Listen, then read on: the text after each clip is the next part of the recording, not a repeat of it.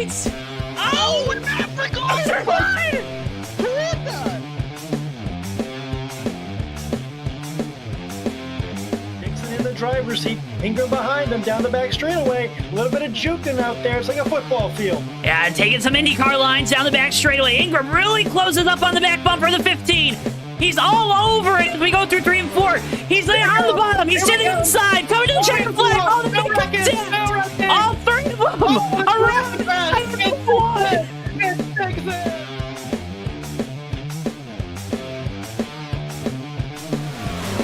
Musa's gonna. Oh, he's gonna use that apron. He's gonna use the apron. They're gonna be side by side. Coming off the corner. Boy, back to the inside. It's gonna be a drag race to the line. Tom Musa gets it. Tom Musa, where did he come from?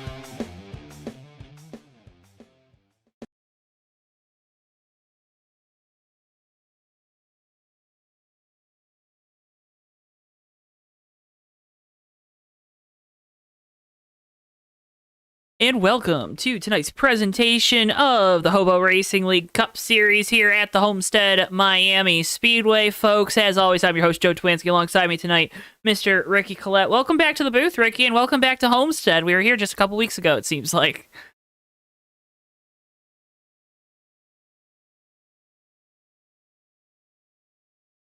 Back here, but I guess it's fitting just on what we've seen the past week. Yeah, and in case, because it seems like producer Bristol might have forgot to unmute Ricky's mic.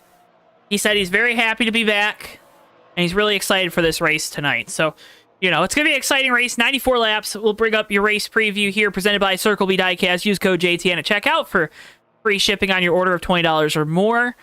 Your HOBO Racing Cup Series race preview. Of course, the track is the Homestead Miami Speedway. It's a mile and a half. We're going to go for 94 laps. Weather is a nice 70 degrees, sunny, no wind. Just your standard old track setup here in the old NR 2003 sim. Of course, I'm Joe Towinski. Alongside me, Ricky Collette up here in the booth. Last week's winner here for the Cup Series. Of course, race wasn't on JTN, but it was Harry Codian taking home the checkered flags at Daytona on the road course, Ricky. Matt Stern, Harry Codian, our first 2 winners on the season. A pretty good way to start off the year with some guys that I don't think necessarily were the ones that we had our eyes on the first couple weeks. All right, thanks, Ricky. Again, 94 laps tonight. So happy you're joining us. Make sure you hit that like button and subscribe to us here on JTN.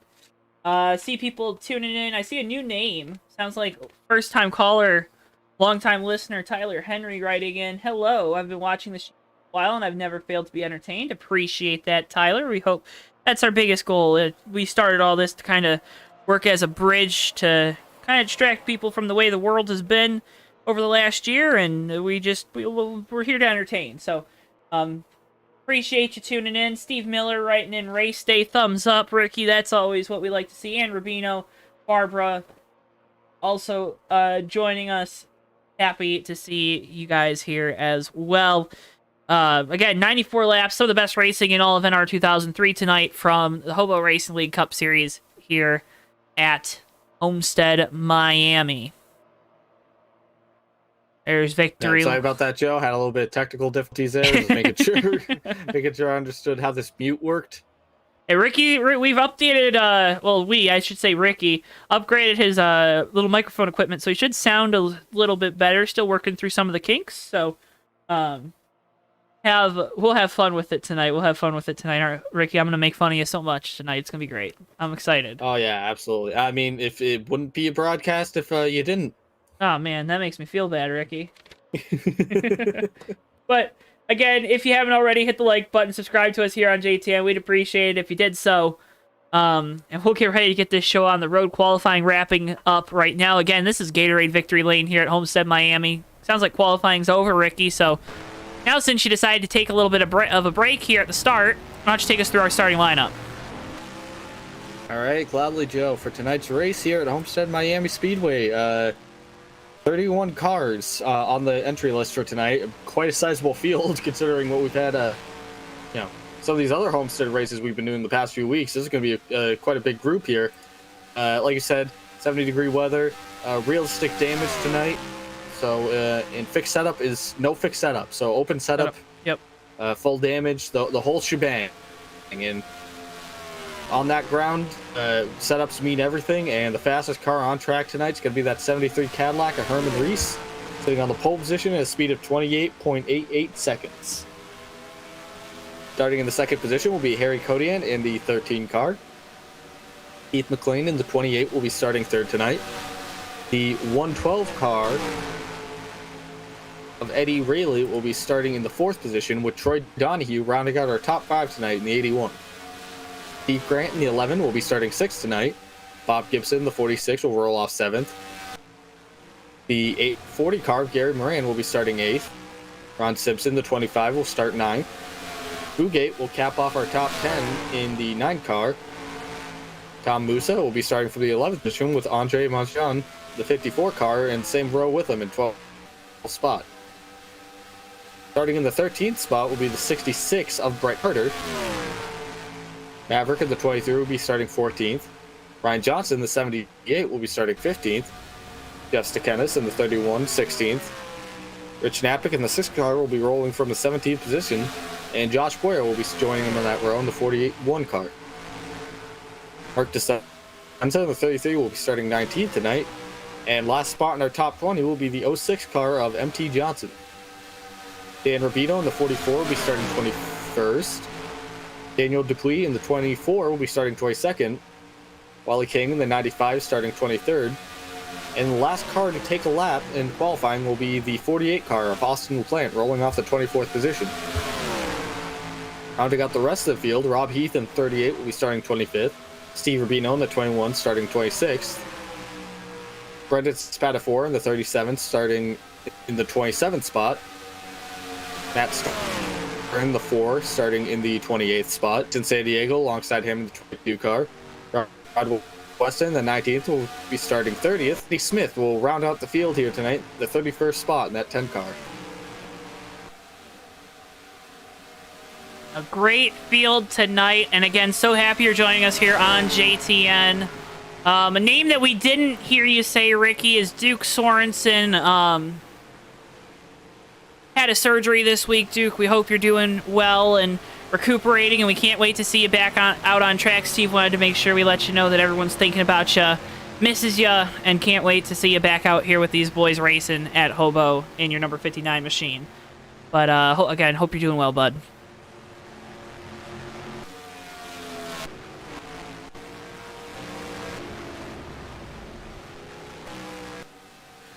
Look, at the moment, you have about minute 20 seconds before happy hour rounds off here, and then we should be able to grid these guys for tonight's race. Well, it's going to be an exciting race, Ricky. And I just wanted to talk about this livery right now on your screen. The 41 of Josh Boyer, old Pupper's paint scheme. Pitter patter, let's get at her tonight, Ricky, huh? You know what that's from? Do you know that? You know that, right? Yeah. You're a man of culture. Nice scheme there. I like the dogs on the side. I like that dang old dog. Usually that 41, or you just see Top Golf or some variant of golfing supplies tonight. It's all about those dorgs, and you love to see it. And it's a nice looking 41 car there with some nice maple leaves. You have watched Letterkenny, right? I have no idea what that is. Okay, that's what that car is from. It's like their made up beer brand on that show. Hilarious show. You should watch it on Hulu. But salute to you, Mr. Josh Boyer, with the paint scheme. Thing? What's the Puppers thing? Is that it's the beer name. Oh. Man, Ricky, you had me excited there. I don't watch TV. Yeah, I forgot. I do watch TV. I just don't watch. I'm not good at keeping up to speed with any show at all. Here's 06 of MT Johnson out on track. Nice looking paint scheme there. I like these simple cars. You know, you don't need to have a bunch of flames everywhere. And, seeing more people join in. Gent Nation, obviously, out in full force, as they always are here on these Tuesday night Hobo races. See Michelle S. in there. Goody, what's up, my guy? Hope you're having a good night. Hope you got all your homework done, buddy, because that's important, right, Ricky? It's important to go to school. Yeah, definitely. Definitely. Always important to go get your learnings. Mm-hmm. L6 is a nice looking car, Joe. I like simple paint schemes. I like simple schemes. I like making them because I'm not talented at painting at all. So I can always appreciate when. That's why you're up in the booth. I always love a good, nice little waveform or some kind of just a nice little split up of color, but nothing like too crazy. Like the field's getting ready to get gridded. Gridded. Drivers, to your cars. Get this show on the road. All right, awesome. And see if Jason San Diego gets in here in time. Looks like he was having a connection snafu right at the start, but he's back in the server. He's your favorite guy, too. Yeah, I know, right? Nice looking field for tonight. You know, again, 31 cars. This should make for some interesting racing here, Joe. You know, we're looking at that. We're waiting on that practice. I was watching some of these guys putting down laps out there. It really seems like a lot of these cars are gravitating towards that middle high line. I think we're going to be surprised to get some multi-lane racing here. Hey, and that... When Hobo came here last time, when we came here last time, was that with Hobo? Nope, it was TMP. TMP. It was a different track. I believe it was with TMP. The track kind of gravitated towards the bottom. Mm-hmm. This looks like we got a couple lanes. I think we're going to see something very different. I think we're going to see a lot of middle lane, top line racing tonight. Yeah, I mean that's healthy for competition, right? Yeah, absolutely. When you have multiple grooves in a racetrack, it allows drivers to kind of, especially with an open setup series, right? It allows the drivers to kind of pick where they want to be, and that's always something you want. You want to, you know, when you do open setups, you want your drivers to be able to choose things, right? So I think that'll be important. Herman Reese on the pole. Cody Ann, last week's winner, on the outside. Keith McLean, Ray Dog, row 2, row 3, Donahue, and Grant. And it's the 46 of Gibson and the 40 of Moran. They're on row 4. And then Ron Simpson and Jeff Fugate rounding out your top 10 for the start of this thing. 94 laps around Homestead, Miami. It used to be the championship race. It's, in many people's opinions, it still should be the championship race. However, it's race number 3 for the HOBO Racing Cup Series. Third race down in Florida. Getting ready to go green. Coming off of turn number 4. Pace car already down pit road. There he goes. Green flag. We're racing. And away here from Homestead, Miami.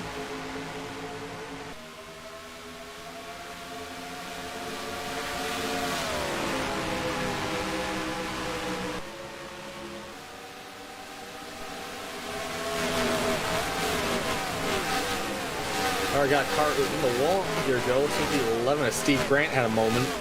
Gets it recovered. A little bit of a checkup, but it seems like everyone gets it all under control. Oh, you got cars in the wall further on back. It's the 40 of Moran and Steve Grant again in the wall through turns 3 and 4. It looks like we're under yellow. 41 of Josh Beer. No, not the puppers. Josh Boyer in it. Matt Stern spun behind them. Collected the 19 of Rod Weston. A lot of good cars in this, Joe. Mark DeSenza, Jason San Diego. You jinxed him. I think you jinxed him, but okay. You jinxed him. You jinxed him. Already, it looks like we got some cars down here. The 41-33 already out of the race.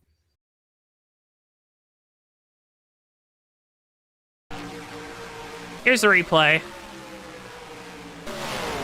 Oh, Boyer just went around. Car got loose on him going into the corner. Rich Knappich gets into Mark DeSenza. Boyer gets clobbered by the 95 machine of Wiley King. And that is... Yeah, oh, my goodness. That's a tricky thing here, Joe. So with these... Homestead is brutal on old tires. You really got to be careful with how you got the car set up here. And the issue is that, you know, you're running at such high speed. You're trying to get the car as loose as possible.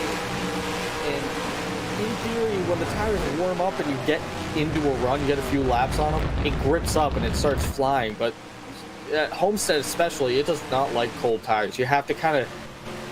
You always got to baby it the first few laps and really hope that your setup's not so loose that you're going to wreck on those first few laps. Because it's brutal until those tires get up to temperature.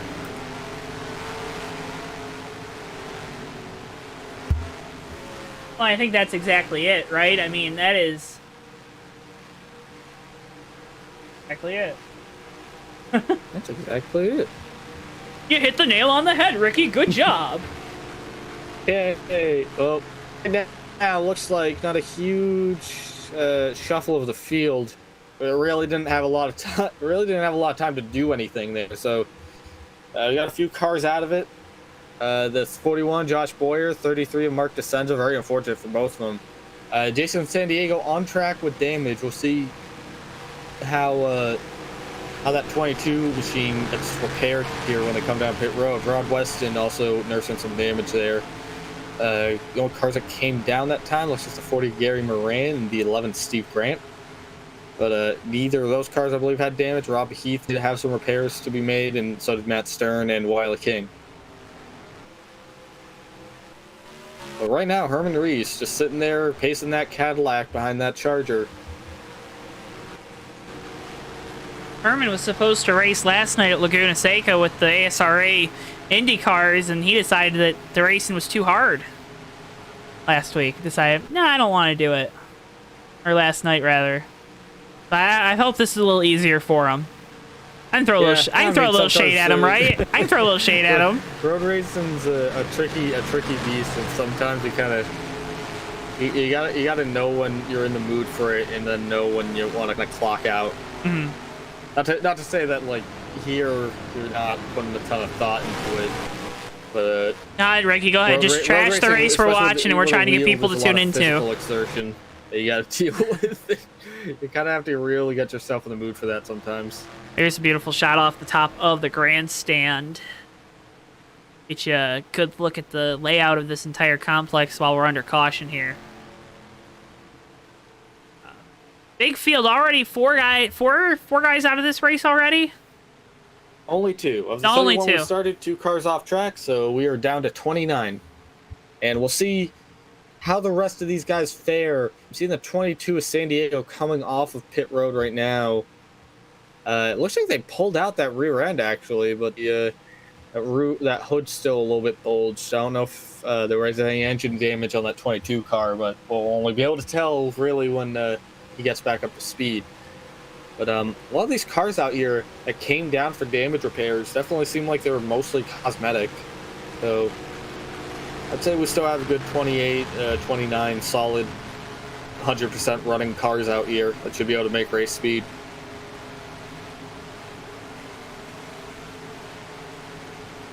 And Still under caution. I had one to go for a second. And the 22, Jason San Diego just blew up, Joe. Oh my. 22 is coming to pit road. I guess that answers the question there. Ricky, you're a jinx. At 22 have any mechanical issues. Looks like the car did not want to keep going, and Jason San Diego out of this race. So that will bring us down to 28 cars when we go back green here.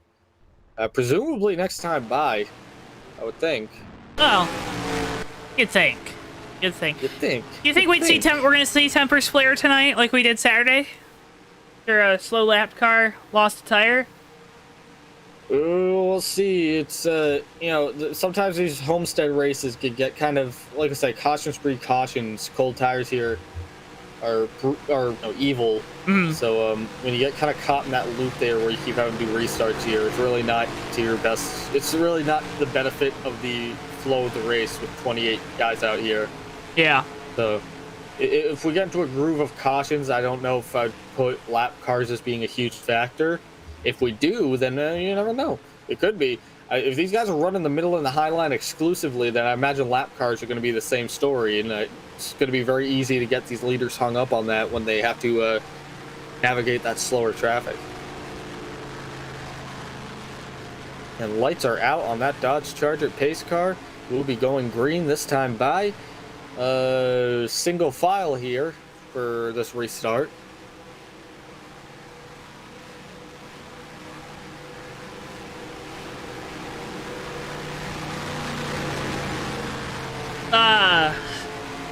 Yeah, single file in the restart. Remember, can't pass until off of turn 2 unless the guy in front of you has major problems. So we'll have to wait and see how it's going to turn out. But Herman Reese, Harry Cody, and your top 2. Then Keith McLean there in the Gray Ghost running in 3rd. Ray Dog there in the 112. It's Eddie Rayleigh, right? That's the official. I got Ray Dog written down on my sheet. Troy Donahue there in 5th. I think you're right. Yeah, of course I'm right. Bob Gibson there in the 46 machine. Jeff Fugate, Andre Manjan in the 54. Ron Simpson in the 25. And Maverick in the 23. I believe that's your top 10. It is. Look at me. Look at me go. Look at you go. I can count to 10. I can count to 10, baby. Let's go. Field making their way through 3 and 4. Herman Reese with control of the restart. He'll wait to see the green flag. Fans on their feet, as they always are, for one of these restarts. Ricky, it's about to get crazy. Down into the restart zone we go, and we're back underway. Green flag once again here at Homestead.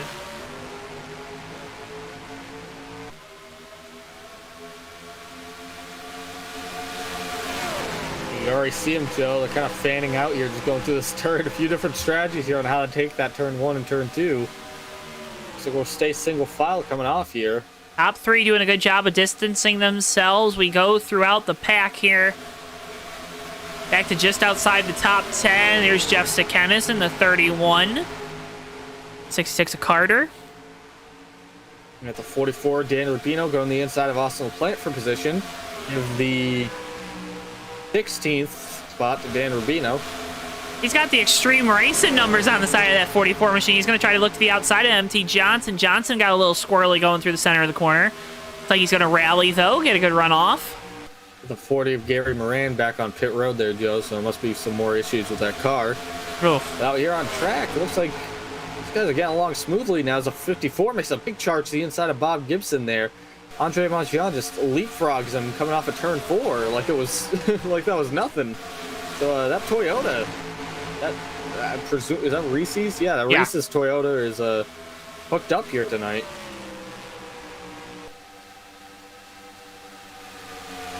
Back to the front, Harry Kodian starting to reel in this 73 of Herman Reese. Everyone running up the top. They're not ripping the fence, right? They're not ripping the fence.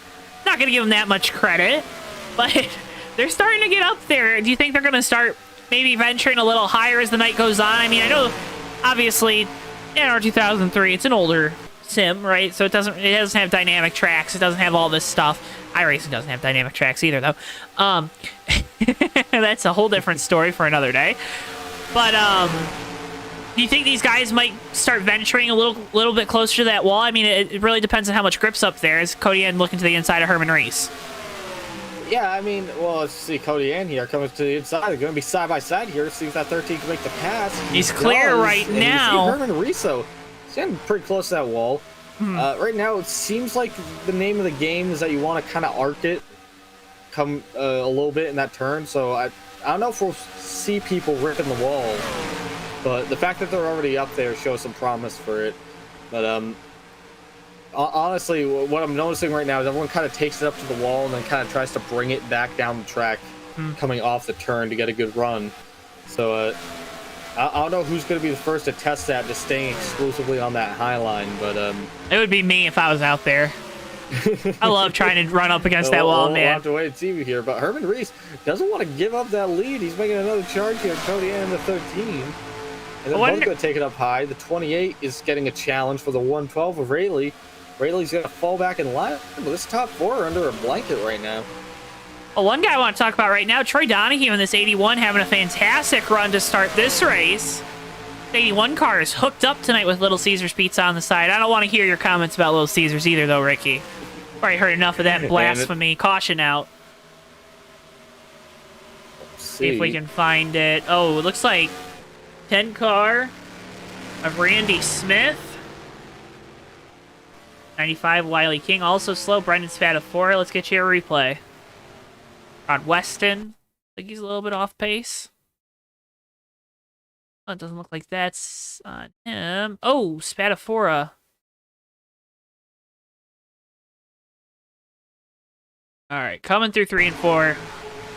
Here's Spadafora. Just kind of misjudges and hits that apron. It's going to get him loose. Turn him around. Apron is lava. You don't want to do that. Heavy contact with that inside wall. Stopped there on the track. Doesn't look like anyone ends up hitting him, though. That is You know, at least it was only him, right? That's something. Whenever I wreck, right, I'm hoping that it's only me, because I don't want to take anyone else out. I feel bad. Unless it's maybe like 5 laps to go. Then it's like, whatever. You gotta have that mindset. But absolutely, I feel the same way. A lot of time, I'm just like, oh god, I hope I don't take everyone out by doing something that's really just to my own destruction. But 37 there is spat a 4, 66 of Carter staying out. Napick in the 6 is staying out. I think gotta stay out here unless at least come down pit road. But one thing to note on that 37 car, hit that wall basically flush with passenger side. Now, immersion again getting broken here. NR 2003 does some weird things with how it does damage repair. Right. One thing it's almost an absolute no-no is to get nose damage of like a considerable capacity without getting some kind of mechanical snafu. One thing that it really, really lets you buy on is side damage, because the fact that you just pancake that wall at 180 miles an hour, the fact that was totally flat on the left side, I don't think there's going to be any more damage repair on that other than them having to pull that sheet metal back out. I don't think he's going to have any engine issues. That's coming off pit road here. And it looks like Cody Ant's going to hold that lead on Herman Reese. And top 5 is going to stay relatively the same. Top 6, really. No big changes looking through the field here. And yeah, 37 Brett Spatafor coming off pit road right now, so Car's okay. 37 might actually be good to roll here.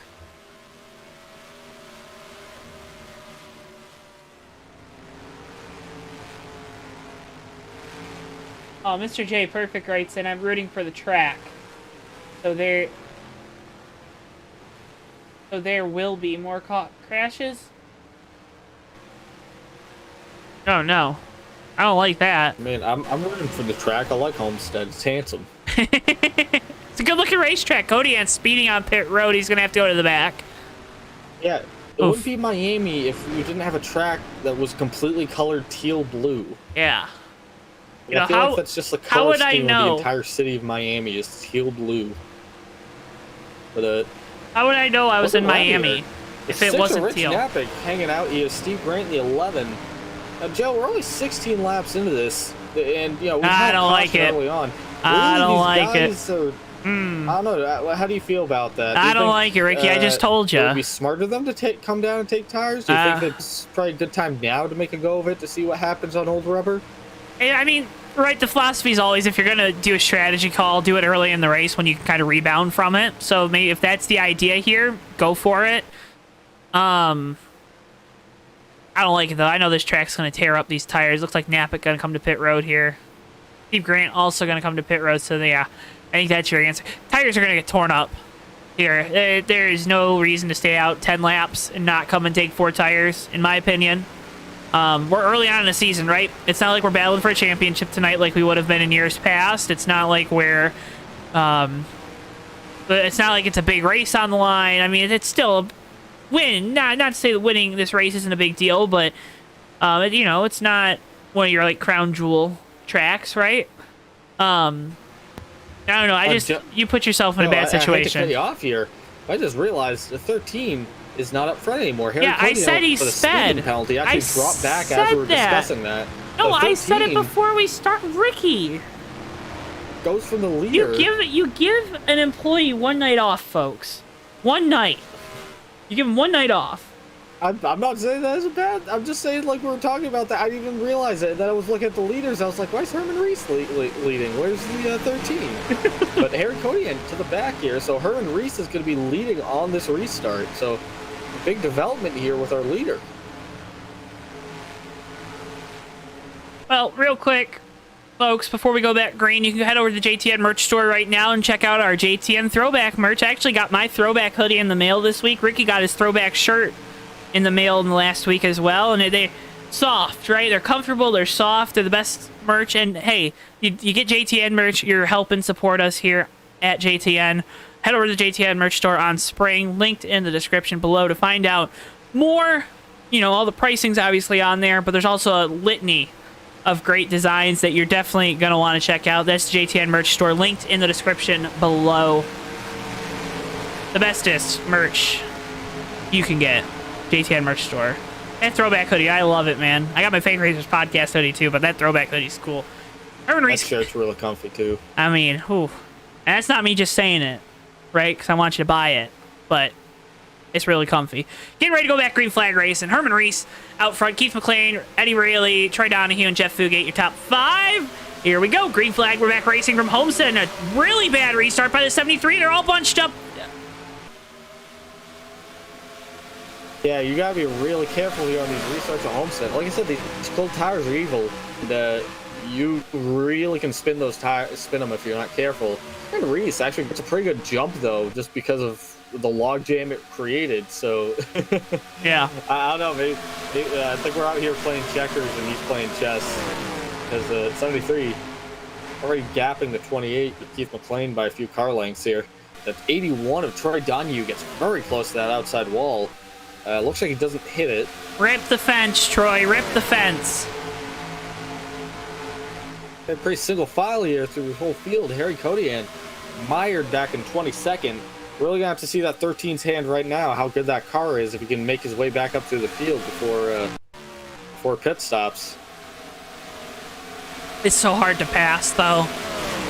Yeah. I mean, a lot of these guys are really close. What I'm saying. If he's a really good, we'll see him.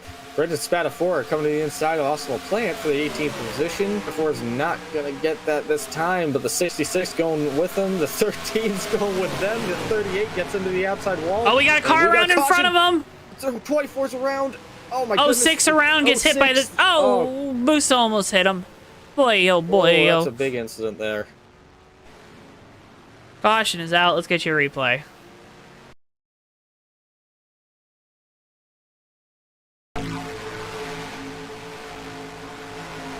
Oh. 24 car disappeared. 24, Daniel Dupuis just is there and then he's gone. Here's an example. This is what happens when the car is not there, right? The camera goes to one of the pit lane cameras. Now wait, bam, there he is, around. That's so bizarre. I wonder if he spun by himself or if someone had hit him while he was warping there, but he was completely disconnected and then just reappeared already spinning. That's a very bizarre incident, but very unfortunate for MT Johnson here.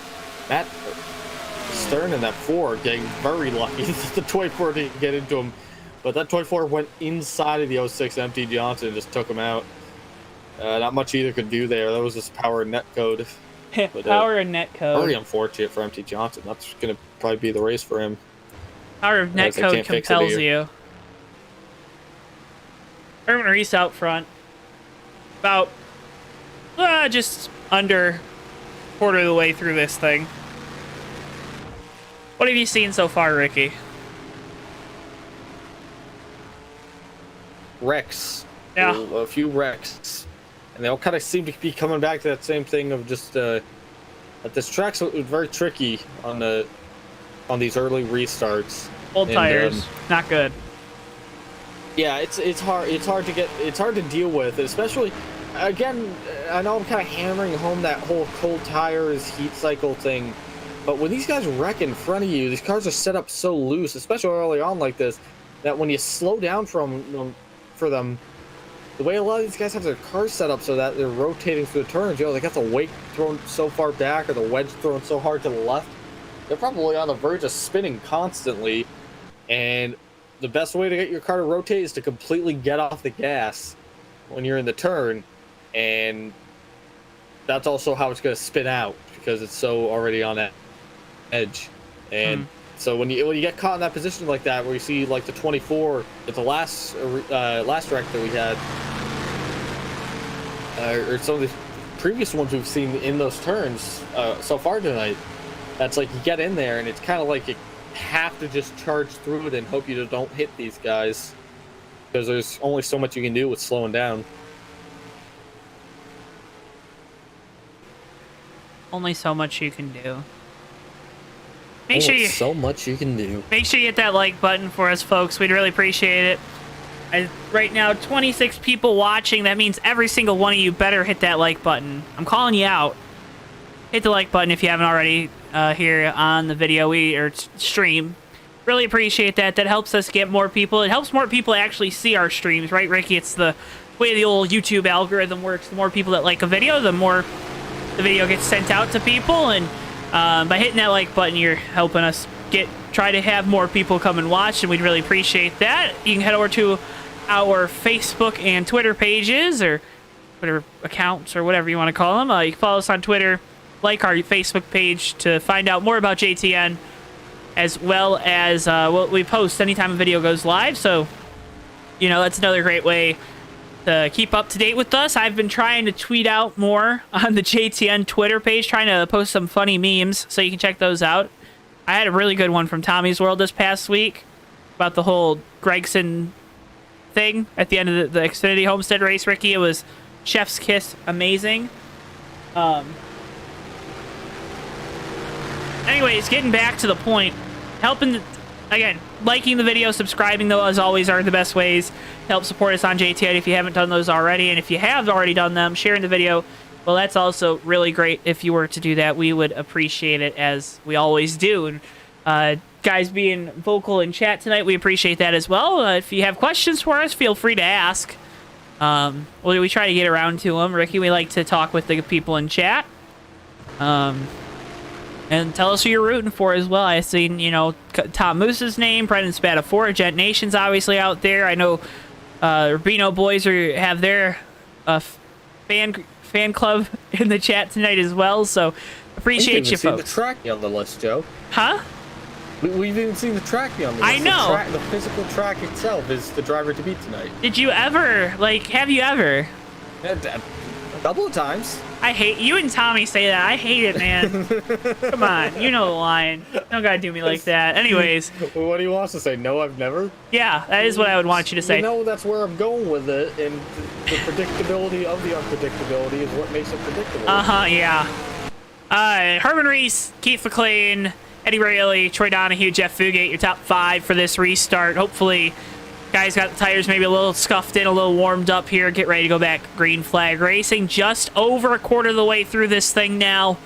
Now's the time you got to pull those belts really tight, because now we're going to be getting ready to start clicking these laps off pretty quick here, Ricky. And if you're a guy that's in the middle of the pack or towards the back, you're going to want to start pushing really early, because these restarts are obviously the best time to gain those positions. Pace car taking the field through turns 3 and 4. Going to make the hard left turn down pit road. Getting ready to go back. Green flag racing. Herman Reese with control once again on the restart. See if he tries to back him up again, Ricky. Into the restart zone we go, and green flag is back out. We're back underway at Homestead. 28, Keith McLean stumbles for a second there. The 112 gives him a huge shot going into the turn. It's going to pull him around the back bumper at Herman Reese. We'll see what kind of run. Reese really gets a lot of center off speed here, though, Joe. Look at him kind of pedal.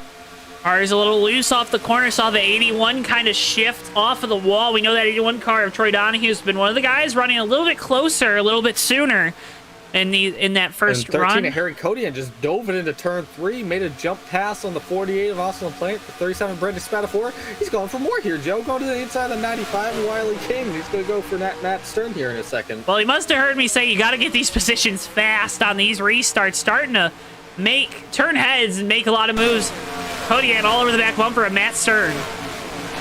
Yeah, the great thing about open setup here, Joe, is that you really can kind of dictate a little more about your race. You're not, racing the track, and you see the 13 going to the inside of the 4, Matt Stern. The 6 a little further back to the inside of 95 too. The thing is that, everyone can learn the track, but like having that option to be able to make a fast setup really helps you get an advantage. It almost is a craft in and of itself, these guys making their own little setups. 48 of Austin LaPlante gets into the 7, no! and they're both around to the back stretch, and we're going to have another caution here, Joe. 7 gets into the 40 of... That's going to collect the 48 again. 66 gets a little piece of it, and we're under caution here. 4th time tonight. Let's get a replay. Although I guess you kind of saw it. Gary Moran really had no involvement in that. Tom Musa goes spinning like a top. Yeah, it looks like Austin LaPlante maybe just barely kisses the wall, but he was cranking that wheel keep it off the wall. But then Tom Musa, I think, gets up a little bit into him. Oh. And that contact, I think when they bump together there, LaPlante just doesn't have control of his car, and it cuts sideways, gets back into Musa, and that's both of them are along for the ride at that point. And LaPlante comes back up the track. It really seemed Holy! Like when Musa came back up, he caught Moran, and Musa effectively, again, side-slapped the wall driver's side, so that's probably repairable, but oof, Moran full speed into that wall. Here's a visor cam with Steve Rubino.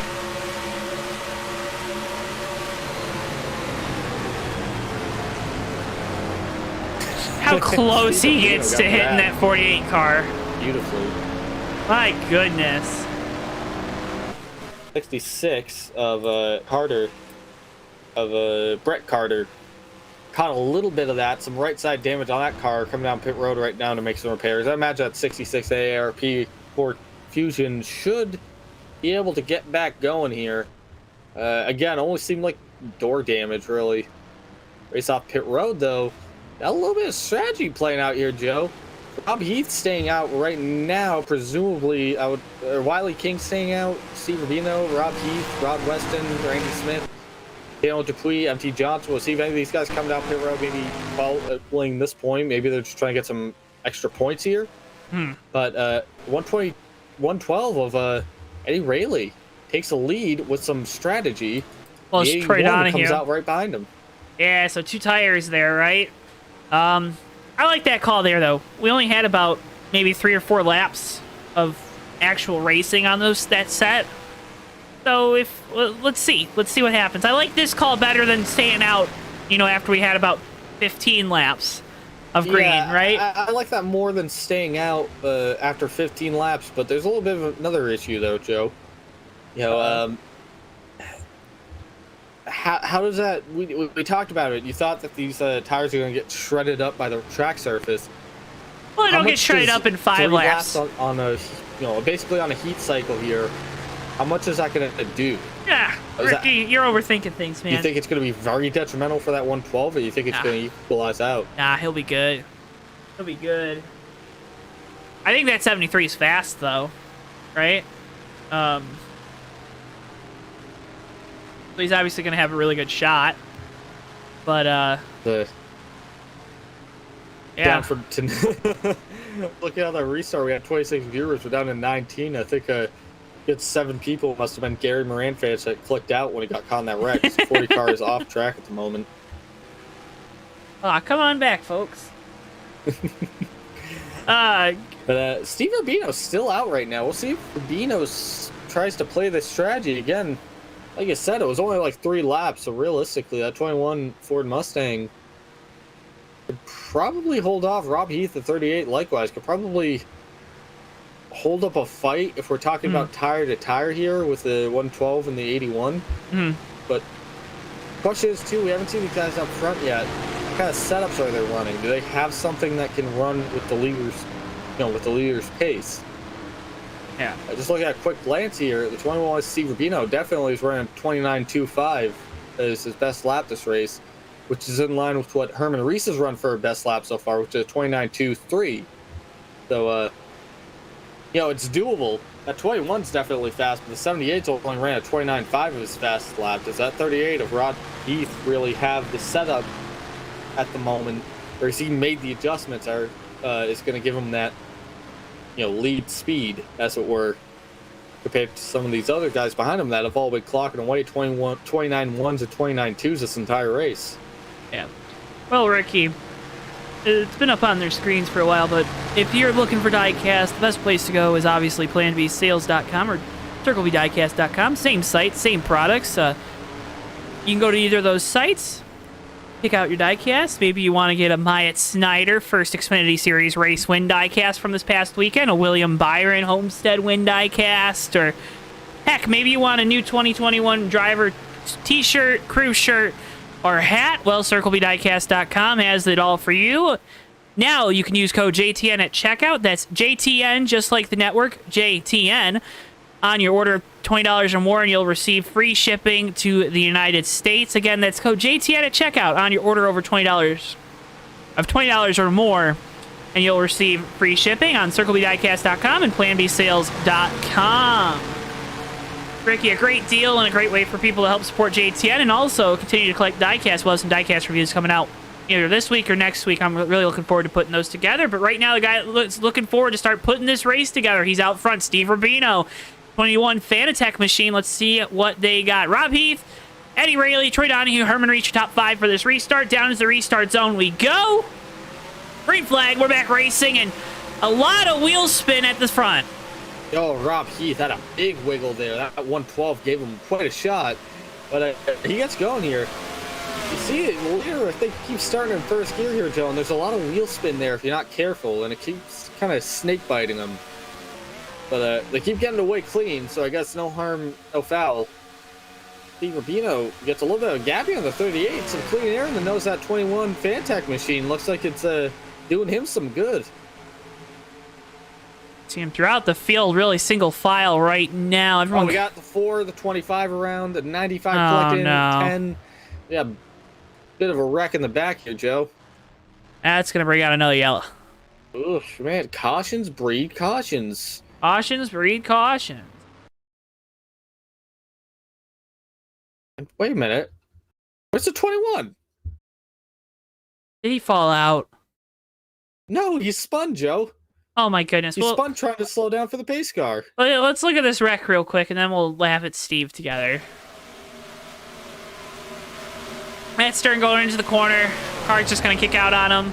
Ron Simpson nowhere to go. Wiley King nowhere to go. Tires again, just snake biting them. Snake, you like that term, snake bite. Snake bite snakes. I like snakes. Sizzle, sizzle. And up front... How does here's a replay. Does 21 get his position back? Hang on. We'll see. He does. Steve Rubino. I mean, he's gonna have to pit now. There, so I don't know if he wants to stay out on those tires now. He might have just fried them. Yeah, a little bit. They're probably a little crispy now. Oh, that sucks. He's staying out though. What? I mean, if he wants to, he could do it. He definitely could do it, but I wouldn't advise it. I wouldn't be like, yeah, go for it, but I mean, your prerogative, right? Yeah, I mean, if it... We'll have to see. We really haven't gotten a big run here to get a great barometer of tire wear. I mean, it's definitely there. I'm definitely of the same mind as you that I think it's going to shred tires the more that we see some green flag racing.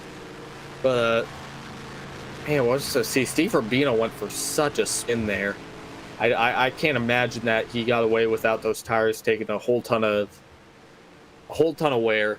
And, you know, you can't really flat spot him in this, so that's a really huge issue as you see him coming down pit road here. Yeah, Steve Rubino's going to tag out. Rob Heath going to take the lead here. At 38. Ford Fusion gets to see the lead here. You know, Heath wasn't actually doing that bad of a job on that restart. You know, Rubino definitely got the jump there, but Heath wasn't really falling into the clutches of the 112, who has fresher right side tires, or the 81, who's on the same boat, or, you know, the 28 and the 73 right behind them, who are still on 4 tires but couldn't pass the 81 in the 112. So Robbie Heath might be sitting pretty right now, Joe. Yeah. I mean, you just gotta hope that he can get a good restart here, because he's got a couple hungry cats behind him looking to take that lead back. So if we stay like this, it's gonna be Rob Heath, Eddie Rayleigh, Troy Donahue, Herman Reese, and Keith McLean, your top 5 for this restart. Jeff Fugate, Andre Munjon, Maverick, Jeff Stakenis, and Ryan Johnson, I believe, your top 10. Yes, that is correct. Good night for the 78 team, making their way up into the top 10.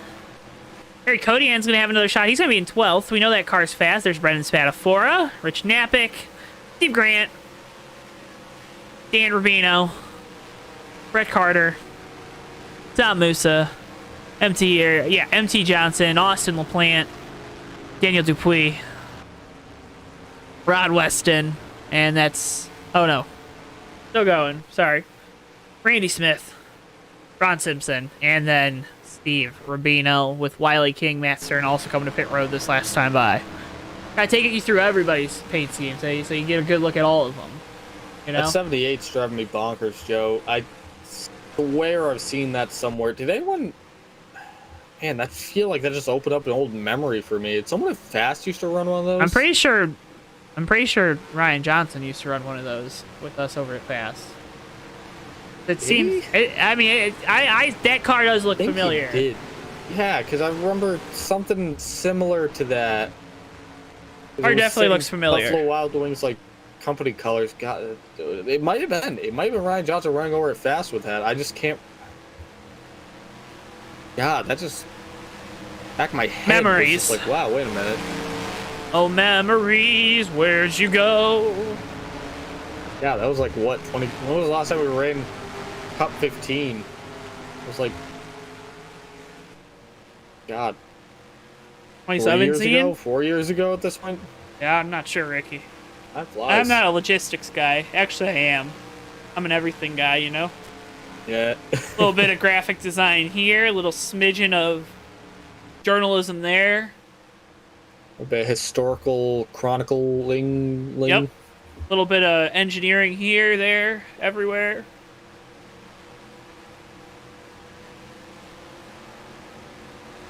Getting ready to go back green flag racing. We'll see what these old tires on the 38 can do with Rob Heath. Then 2 tires with Eddie Rayleigh and Troy Donahue. Then everyone back's got 4 freshies from that last caution. So we'll see how that works out. See how it works out. Ricky pace car makes its way down pit road. We're ready to get back going. Green flag racing. Robbie takes him down into the restart zone, and away we go. Green flag's back out here at Homestead. And again, the 112 all over the back bumper. He's going to get to the outside going into turn 1. Thinks better of it. He's going to fall back in line here. We'll see what happens coming off the turn, though. Rob Heath taking a very low line. We haven't really seen anyone take a line that low on these restarts yet, but he gets a pretty good run coming off. But that 112, man, that 112 is cooking right now. Herman Reese looking for third down into turns 3 and 4. He takes it from Troy Donahue. And the leaders side by side here. 112 Eddie Rayleigh, the inside of 38 of Rob Heath. We've got a battle here, Joe, as it comes side by side across the line. Heath's going to lead that lap, but now Rob Heath's going to have the high line. Can he make that work? I don't think so. He went way high. Rayleigh's going to go blowing by him, and we got another caution. 25 and the 95. Good replay.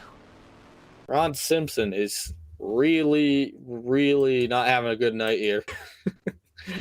Looks like car's just going to kick out on him. It's just very unfortunate for that 25 too. It feels like he just like, I think that's the first one of like him. How many has he been involved with that have been not of his doing at all? Yeah. But yeah, it looks like those cold tires just again. Looks like Rob Heath is going to be in the lead.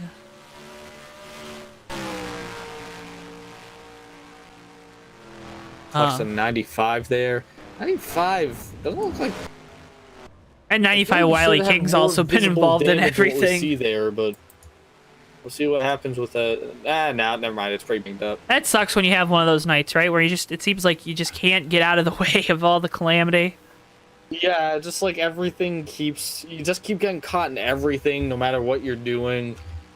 And then it's like the one time you kind of get on a roll, then something Silly happens by your happens. own hand. It's Yeah. just, it's like anything else. Sometimes it's just like when you get really almost, I want to say snake again. I'm really holding my tongue on that. Biting your tongue. Sometimes it's just like you kind of get caught in a funk. Yeah. It really does feel like that. Just not probability, just like luck is not on your side at the moment. Yeah. But, one person who's really having a lot of great breaks here is that 38 of Rob Heath. The 112 was making a hard charge for him there on the inside and didn't end up making the pass on that caution. So Heath kind of gets another shot at holding off the 112 here. I was kind of seeing Rayleigh's hand. Maybe he can race the track a little different, try a different line there to defend his position. They knows that U.S. Army car could throw it in that deep going to turns. It definitely opens up a lot of options for him. Yeah. Yeah, I mean, it's hard to pass, right? I mean, you're going to have to try to make the move quick, especially with that 73 Herman Reese now running in third. Now, you don't have that buffer car if you're Rayleigh in this 112. You gotta go. Gotta go. You know? You know? You know? You know? You know. Ricky, do you want to talk about the throwback merch? We got throwback merch. Yeah. You can throw back to it. You can throw back to a few weeks ago with USRL throwback race with the JTN Speed logo throwback merch. Now available on the JTN merch store. It is fresh. You will be the coolest cat in town if you're wearing the JTN throwback merch. We got hoodies, t-shirts, stickers, and you can check them out on the JTN merch store. Linked in the description below. A great way to help support us here at JTN. Cross the line here again, and I'd like to start on the pace cars probably one more time, and then we'll get one to go. But look at this field. This has definitely been a little bit of a battle of attrition tonight, down to 27 cars on track. The 95, we'll have to see how that 95 fares, but we got a lot of damaged cars in the back here. The 10's kind of banged up. The 95 is definitely banged up. 25 is. The 24 is missing a whole back end. I think Rob Heath's been kind of nursing the damage a lot of the night. Matt Stern. This is the 06 MT Johnson. There's a lot of guys out here that are fighting with some variant of damage. A few bounce backs, though, I've noticed. 37 Brenda Spadafora. It looks like he's been kind of silently just staying on the outer fringes of the top 10 here. I haven't really seen any other issue from that car after his incident, so that's good for the 37 car. Harry Kodian after the speeding penalty on the first pit stop. Yeah, Harry Kodian has been we kind of keep getting these cautions, so it's hard to focus back on what Kodian's doing, but he keeps leapfrogging these guys. That car is fast. That 13 Camaro is very fast, and I think if we can get some green laps in, that's really going to start showing.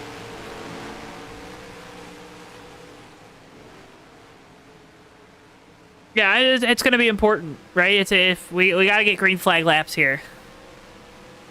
Get back going, right? Get back going. We gotta get back going. We gotta get back going. Rob Heath right now having some transponder issues. That's not what you want to see when we're going to be coming back green flag racing.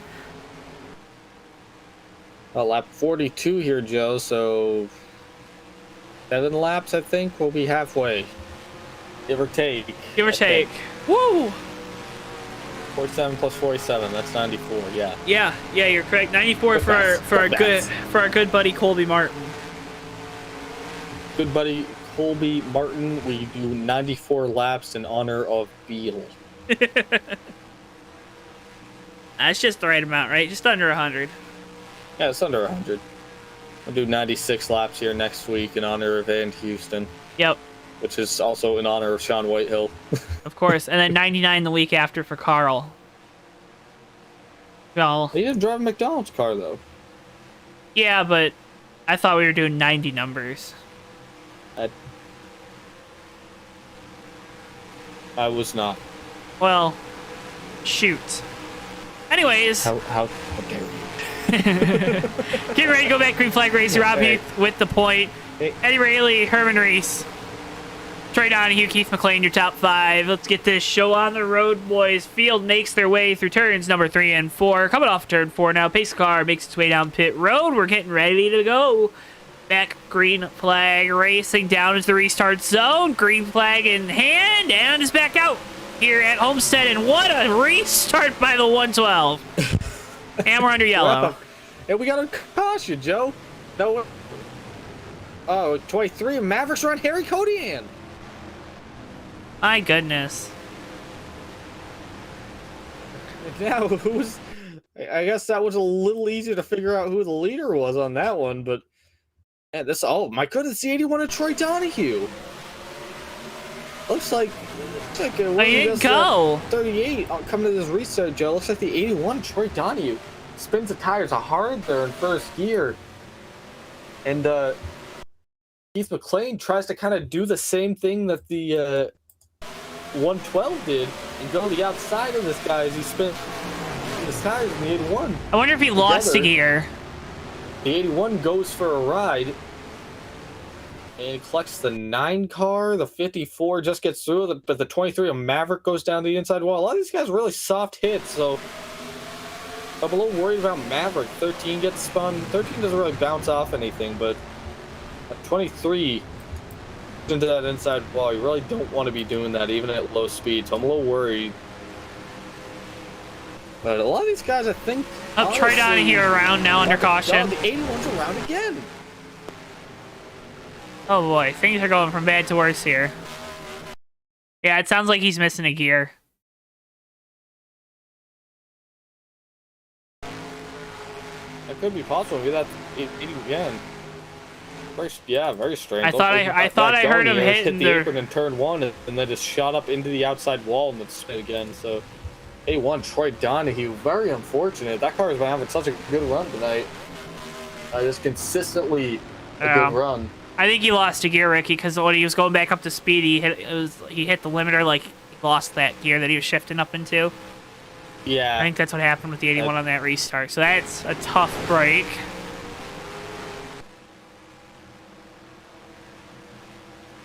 Well, Rob Heath, still your leader. What else can we talk about, Ricky? What else? What other? I'm going to the sales department right now. Figured out what else we could. Oh, you want me to talk about JTN merch, right? No. Let's talk about AutoSim. Check out AutoSim. It's the best simulated text-based racing game. I'm pretty sure it's like one of the only ones out there. Autosim.weebly.com to find out how to download AutoSim today for free. Yes, free. Omega out now. It's a great project that Ricky and I did some early testing on. Now the game has gotten bigger and bigger to where you have a management mode and then you just have the plain old sim mode as the game started. So that's autosim.weebly.com. Also linked in our description below. Go check it out. Go give it a download. It's free. It's a fun game to play. Again, text-based simulated racing game. AutoSim, the best one out there. Also, head on over to JoeTow Designs. Use code JTN2 at checkout for 10% off at JoeTow Designs. That's JoeTow Designs on Spring. Again, that's kind of my personal quote-unquote design page. Got some different racing-related t-shirts up on there that I kind of, play around with and have fun with. And you can go check them out. JoeTow Designs again on Spring. Check out M2 Designs on Twitter. That's our good buddy Mikey Murata, who helped me with the new intro song, actually. So check out M2 Designs on Twitter. Mikey does some awesome phone wallpaper backgrounds, racing-related stuff. And again, that's at M2_designs41 on Twitter. I don't believe I have it linked in the description. Probably should fix that. That's Mikey Murata's design page on Twitter. And then you can also, as always, or as we recently announced, our diecast special. You can go over planbsales.com or circlebdiecast.com. Anything you buy on the site, if you have an order of $20 or more, you can use code JTN at checkout and receive free shipping to the United States. Again, Circle B Diecast, planbsales.com to buy some diecast, t-shirts, hats. Just a lot of great stuff up on that site. Order $20 or more, you get free shipping on said order to the United States. And you also help support us here at JTN. When you use that code, we get a little kickback for sending you there. So that's how that works. And if you like diecast, Ricky, if you're like me and you like diecast, like I really love diecast. I have all these diecasts around me right now in my little studio.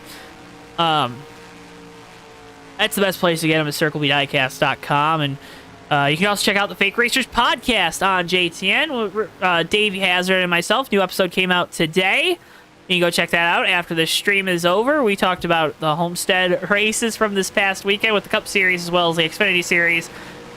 Davey's USORL antics, as well as looking ahead to Las Vegas and talking about our Circle B Diecast featured products for the week that you can use code JTN on to get free shipping. So it's a fun time over there. Go give it a look. Go hit like on that video. We'd appreciate it if you did so. Get ready to go back green flag race. Rob Heath, Eddie Rayleigh, Herman Reese, Keith McLean, Jeff Fugate, your top 5. Go ahead, Ricky. You got to talk because my voice is gone now. All right, well, we're at 1 to green here, Joe. We're at lap 47, so just about the halfway point here. Get another few turns, and we'll be going here. Rob Heath still leading in the 112. We'll be in second position. 73 in third of Herman Reese. 28 Keith McLean fourth, and Fugate in the 9 making some moves. The fifth position. Mangion in the 54 and 6th. Stekenis in 7th. Ryan Johnson in 8th. Rob Gibson in 9th, and Harry Codian will round out the top 10.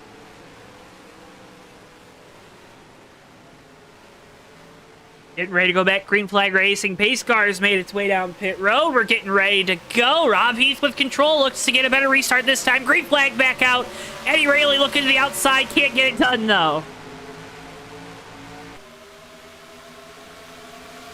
Unless you have to wait until they come back off the back straightaway. He had a great run the last time we got a green run here, so if he can do that again. We know this 112 car has speed. Again, the tire differential to that 73 behind him, and that 73 was faster early on in the race, so he's got to get around this 38 quick to have a chance to probably fend off this 73 car of Herman Reese behind him. Eddie Rayleigh trying to get around Rob Heath, your leader. And you see that 73 Cadillac getting closer and closer. He's going to go the up high. The 112's going to take it down low. Who's going to get the run here coming off the turn? It looks like Rob Heath's going to get a pretty good run, but Rayleigh just grips up really well right now on those newer tires. Is able to hang with him. Rayleigh took a really shallow entry into 3 and 4. Car's going to wash up there. Going to get loose off the corner. They're going to be side by side. Keith McLean's in the shuffle now. Reese is going to get behind the 38 and try to push him into the turn, Joe. He's going to give Rob Heath the lead again. And Herman Reese is making a charge for that second position, side by side with the 112. Oh, and Heath having some internet issues as well as Rayleigh. You see the blinking and the little side-by-side action. That is terrifying if you're one of those other drivers. Herman Reese, Keith McLean through to second and third in that order. And now Reese going to the inside, but that 38 comes Herman down to block. Really has to check up there. 38 starts twitching a lot and gets right on his quarter panel. Herman Reese makes a very heads-up move there. It just kind of lets him go. Doesn't try to fight that. You know, when car starts blinking out and warping like that, it's terrifying because we really don't know where the hitbox is. So, and Herman Reese could make a hard charge to the inside. Doesn't have to deal with this guy if he just straight up passes him on track. So he's trying to see if he can slide job him going into 3 and 4. Not going to be able to get the slide. Do it this time, but we'll see. Cleared him off. Straightaway looks like he will. And that's going to bring the 28 to the inside of Rob Heath. So now Keith McLean looking for that second position on the 38. Heath now falling back like a rock. Jeff Fugate also going to try to go by for third. Yeah, big wad here back to Joe.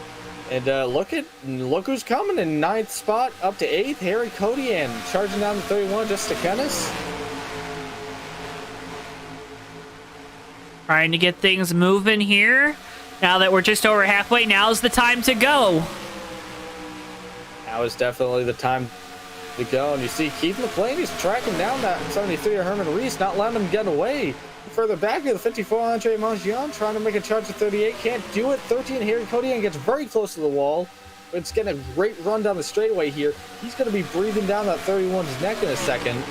And Mangion to the inside of Heath. To the inside of just Stekenis. We'll see if he can make the pass. Stekenis going to get kind of hung up on the 38 here. Stekenis going to fall in line and he's going to take it down the straightaway here. And he's going to make that charge of the 38 of Rob Heath. That's going to give him a breathing moment with Harry Codian at least. Codian is slinging it around that outside line right now. And Keith McLean going to the inside of Herman Reese is full on makes the pass coming off turn 4. Half Reese like he was standing still going down the backstretch here, Joe. And now 70 Fugate in the 9's making a run at that 73. I was going to say, earlier on, that 73 was good for about 8 laps, and then it seemed like he lost a little bit of the pace in that car. Don't know if it's a tire-saving thing, if it's a way he's trying to run this race, but giving Keith McLean the race lead, that is not what you want to do right now, because that 28 car is going to try to walk the dog out here. And Jeff Stekenis gets the 38 and the 13, keeps ahead of the 13 here. Harry Codian's really trying to make sure he gets past that 38. He's going to pull it off there, and now he's going to set his sights on that 31. We've seen it. The 13 is definitely fast. 78 Ryan Johnson coming with them. Now, can he track down this 31 and make the pass on him, or does he stay in line, try to hang on to this draft here and see if they can kind of collectively suck up on the back of the 54 of Andre Maggian. Maggian just ran his fastest lap last time by, a 29.143. But at 54, Reese's car, he's got something. There's something in that peanut butter, Joe, because that thing is. Oh, it's a little sticky. Gives you a little extra grip, right? The peanut butter's a little sticky on those tires. I would imagine slippery is the thing. Ah, come on. I don't know. Well, further back here, Steve Grant, Bob Gibson have a great battle for 10th spot here. Give that to Gibson for the moment. And the field kind of filters out to single file. We kind of get a breathing moment. It seems like everything's either been downtime or insanity, but looks like that's Homestead.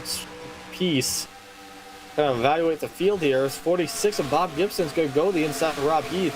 Rob Heath is really getting chewed alive on those tires here. He cuts right in front of Steve Grant there, coming off of turn 2. Dangerous move to be doing that, because you gotta trust that guy behind you, right? That he's gonna lift a little bit, and Grant obviously did there. Not that it was, not to say that it was like, oh, that's a crazy block. You can't do that, right, Ricky? But just those little things you do behind the wheel of the car, right? That makes no sense for you. I am just realizing that. Oh my goodness. Folks at home, sometimes I just spout nonsense, and it's so silly. So silly.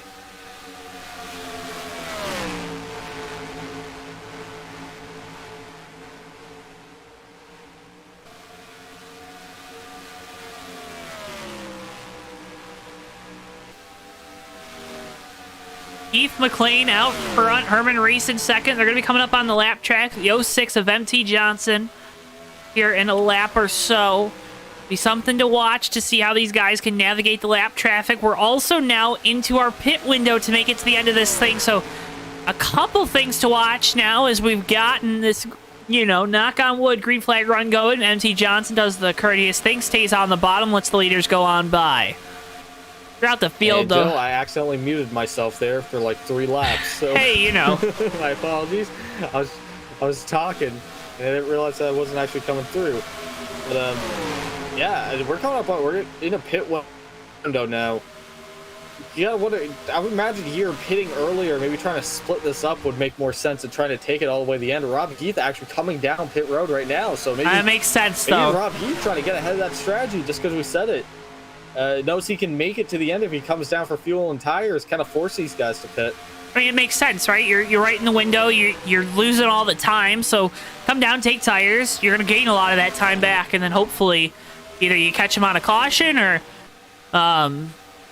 you got to play the strategy. That's about the only card you have left there to play if you're the 38 team. 28's gonna get hung up behind the 48 of Austin LeBlanc here. That's gonna slow him up a little bit.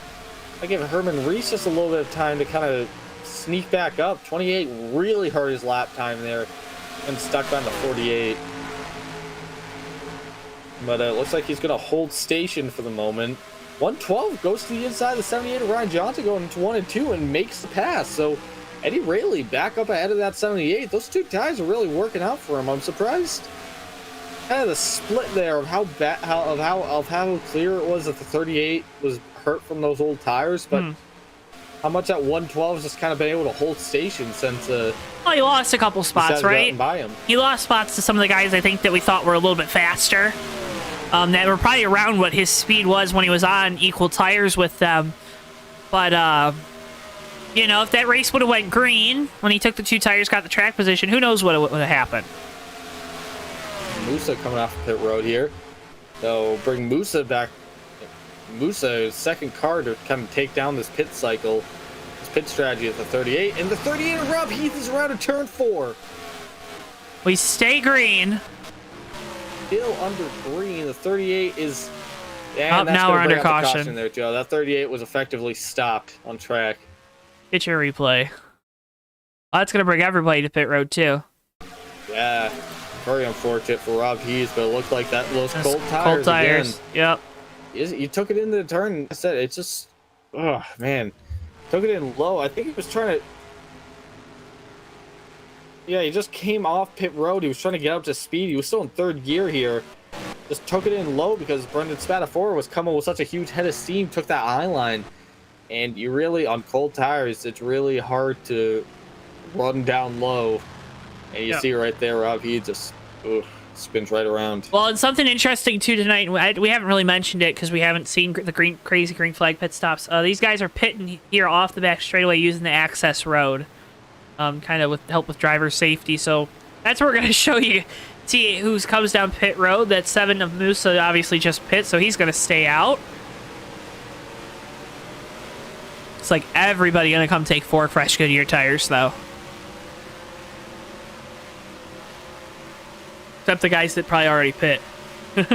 Yeah. Well, Joe, the problem is, though, it really almost just kind of hurts Tom Musa more than anything. Yeah. I mean, may not hurts him more than anything, but the problem is now he probably got a few laps on his tires, if anything. So he'll be lucky. Actually, no, Tom Musa will not be lucky, dog.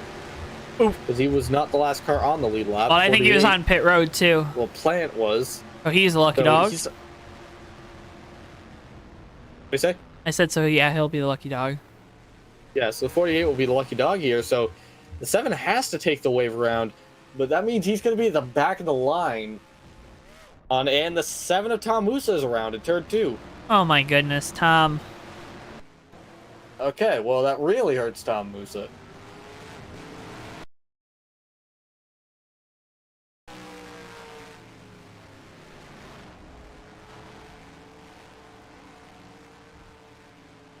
From the intro where we saw Tom Musa win a race to now where we see him spinning under caution, life comes at you fast, Ricky. Life comes at you fast. That's some days, you know. Some days you're the windshield, some days you're the bug.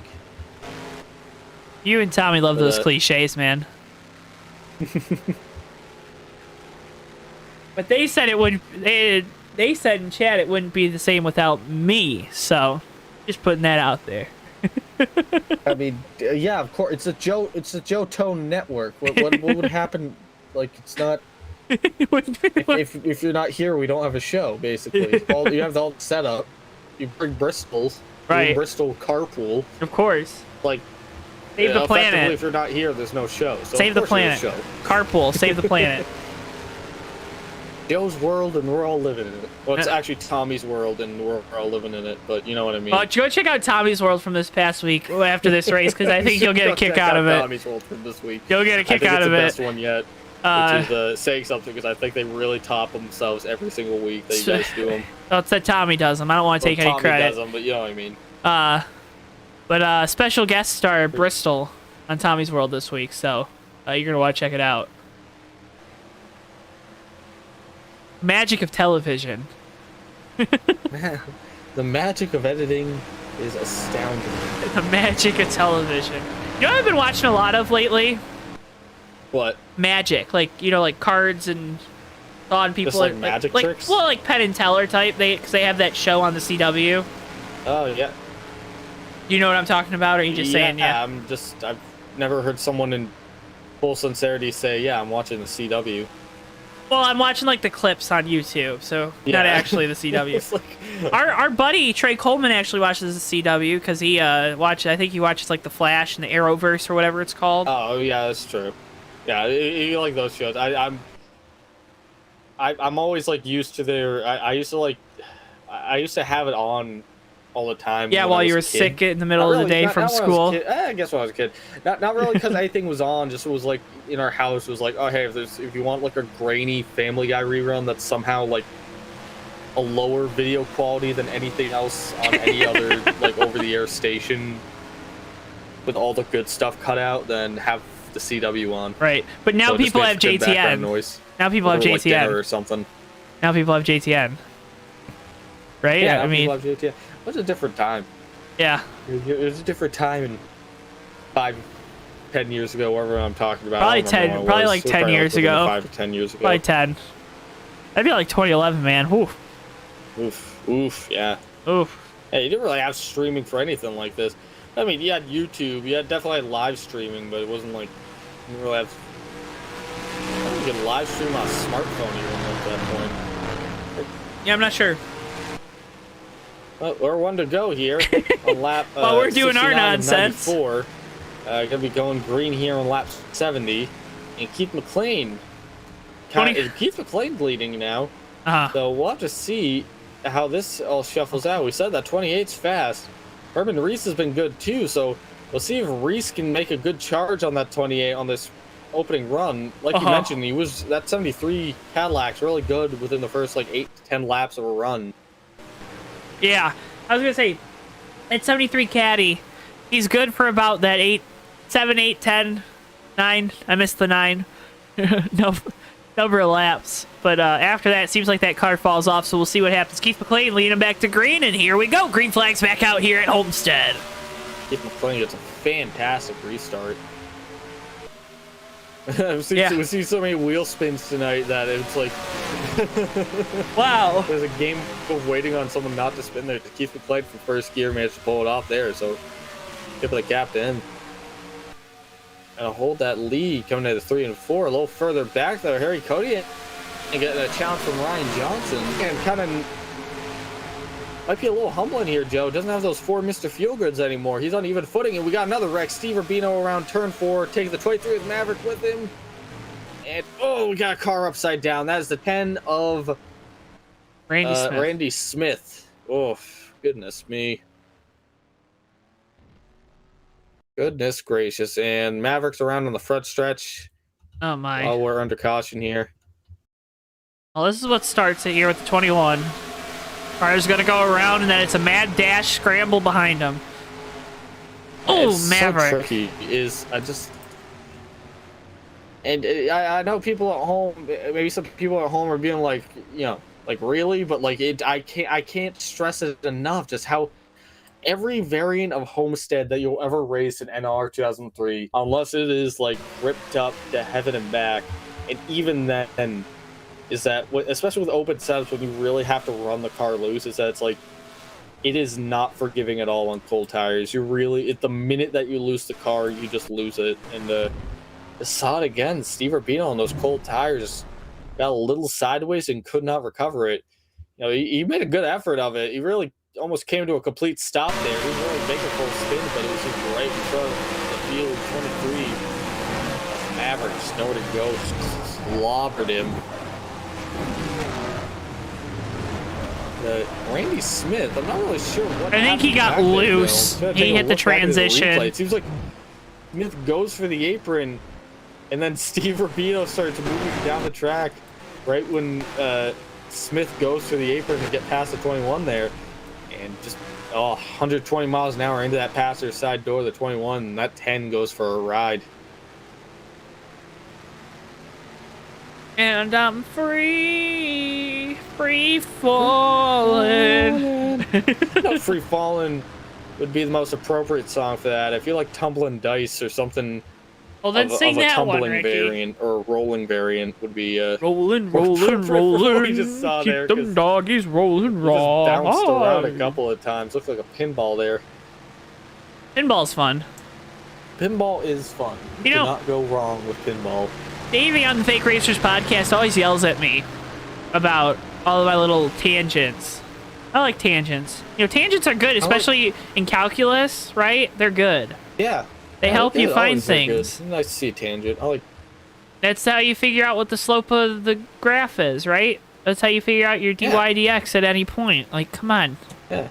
Calculus with Ricky Collette and Joe Toyansky tonight. Slope. We're doing slope up in here.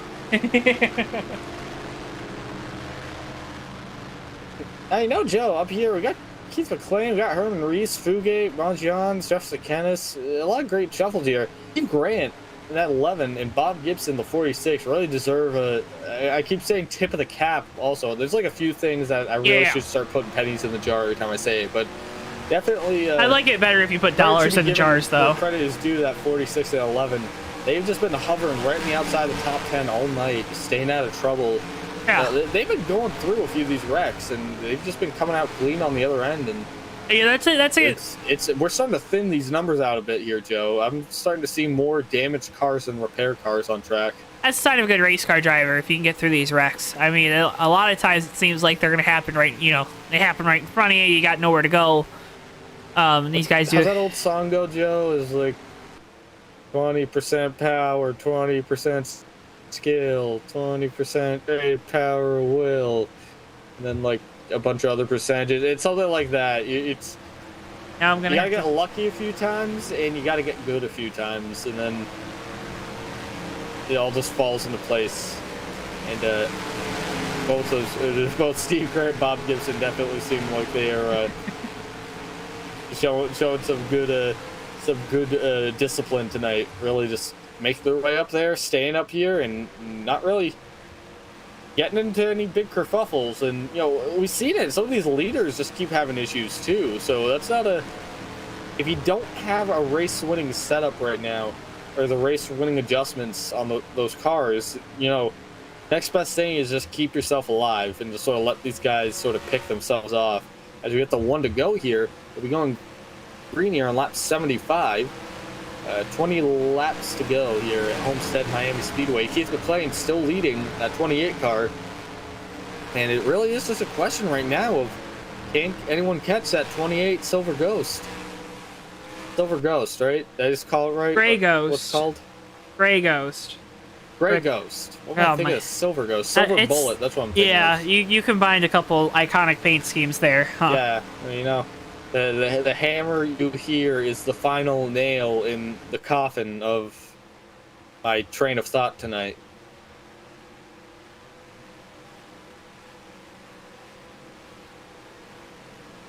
Well, let's see what happens before the end of this one. Keith McLean, Herman Reese, Jeff Fugate, Andre Monjon, and Jeff Stakennist, your top 5 for this restart here. Everybody's got fresh tires. Everybody's on even footing, like you said, Ricky. It's going to be interesting to see. Pace car makes its way through turns 3 and 4. Fans are on their feet.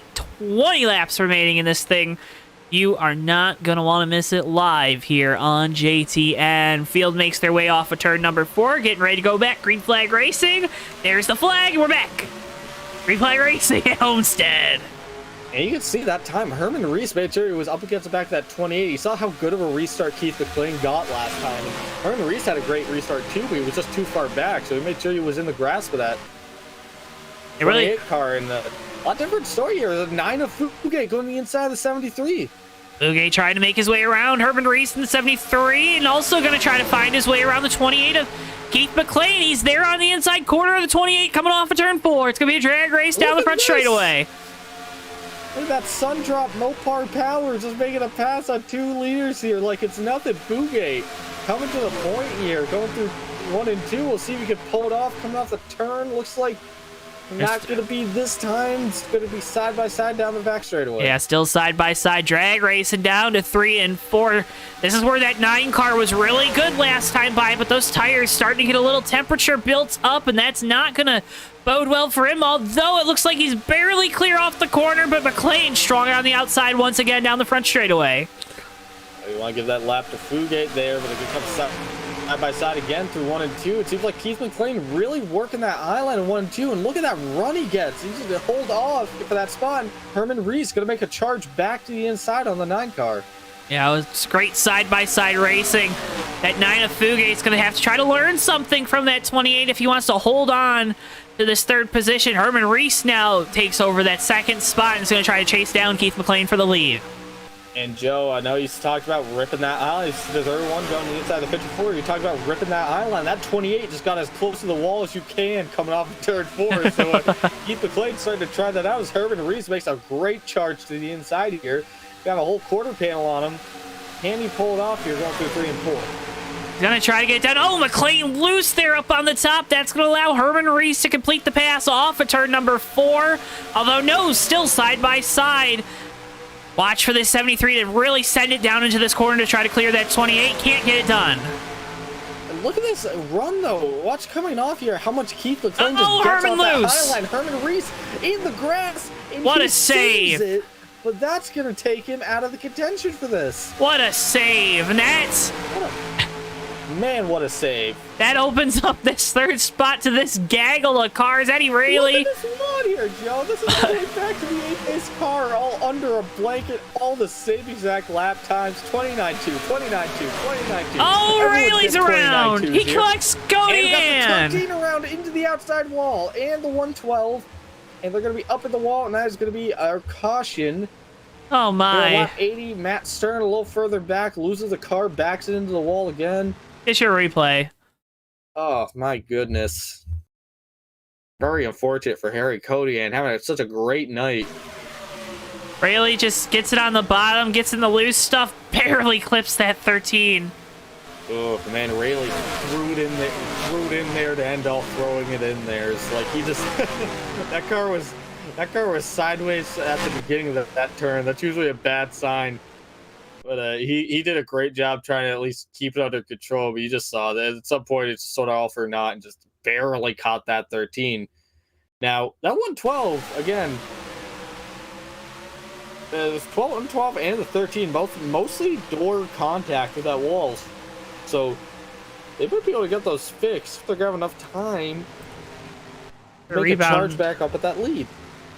As Herman Reese is going to come down pit road. These guys have been out here on tires for a bit. Now, Herman Reese is going to get some fresh rubber. A lot of these guys staying out here, Joe, because they kind of have to at this point. Track position, track position, track position.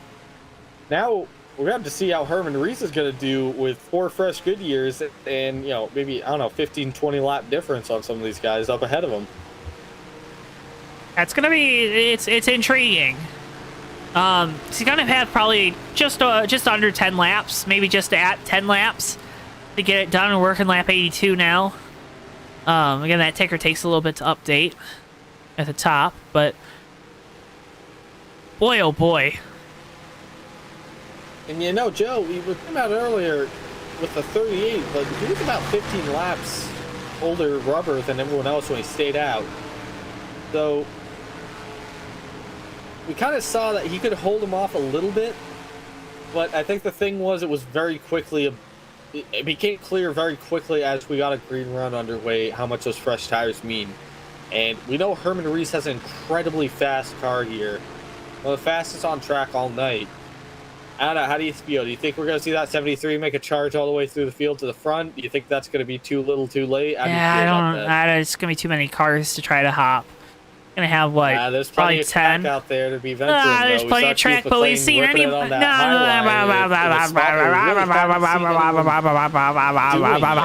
Three and four. Ricky, I will unplug your mic. I will unplug your mic. Stop it. What? I was doing the bit where I like talk over you and we're like talking over each other, like arguing. I'm sorry. Ricky, folks at home, Ricky's got no sense of awareness at all. Up here in the booth. Saying anything else? I was just going blah blah blah blah blah blah. Oh, was I? Because I was. Four times for Kevin Harvick.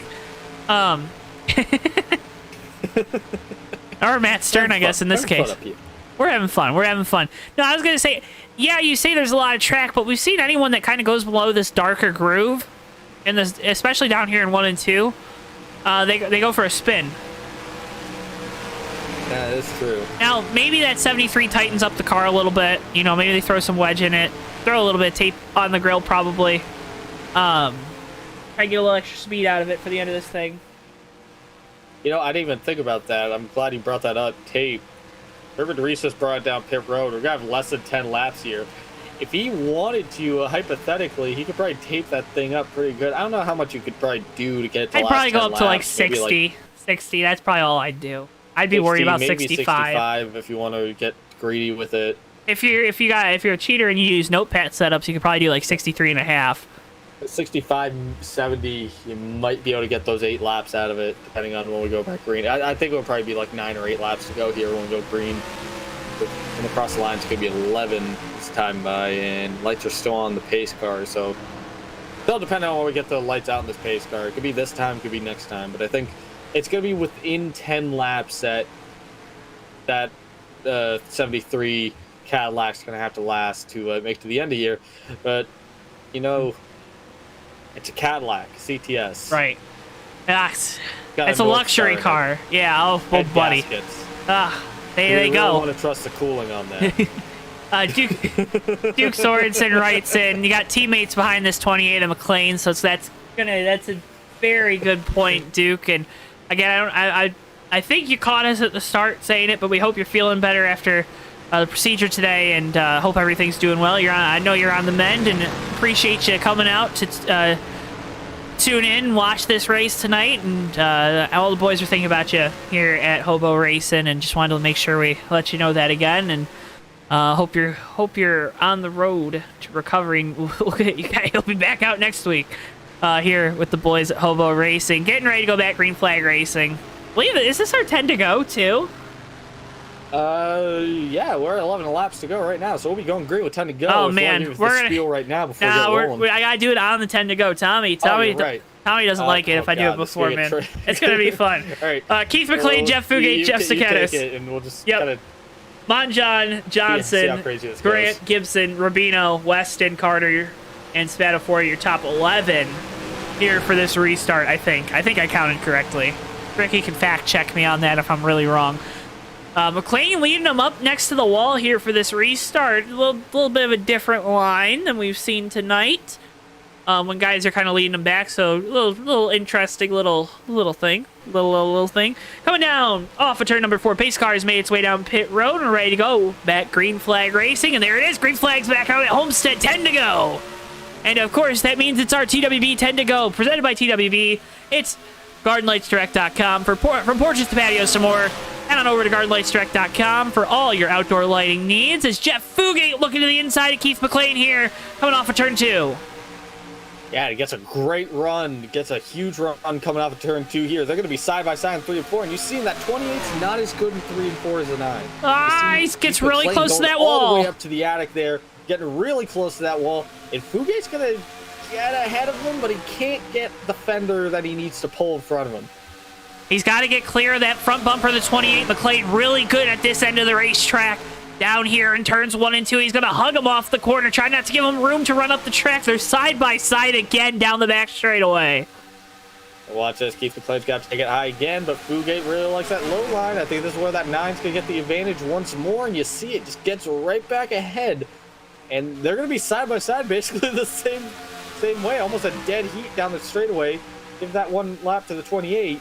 And here we go again. We'll see if we can, McLean can rip it again coming off of turn 2 here. Yeah, I think if he can manage to keep an advantage going into 1 and 2, maybe get that whole, maybe half the car length on him, and actually no, Fugate going to drop back in line here. So give Keith McLean the lead once again here at Homestead. I was loving that was Jeff Sakenis. Gives him some time to kind of recoup here. Everyone's been talking about that 31 tonight, but Sakenis been in the top 5 pretty much all night.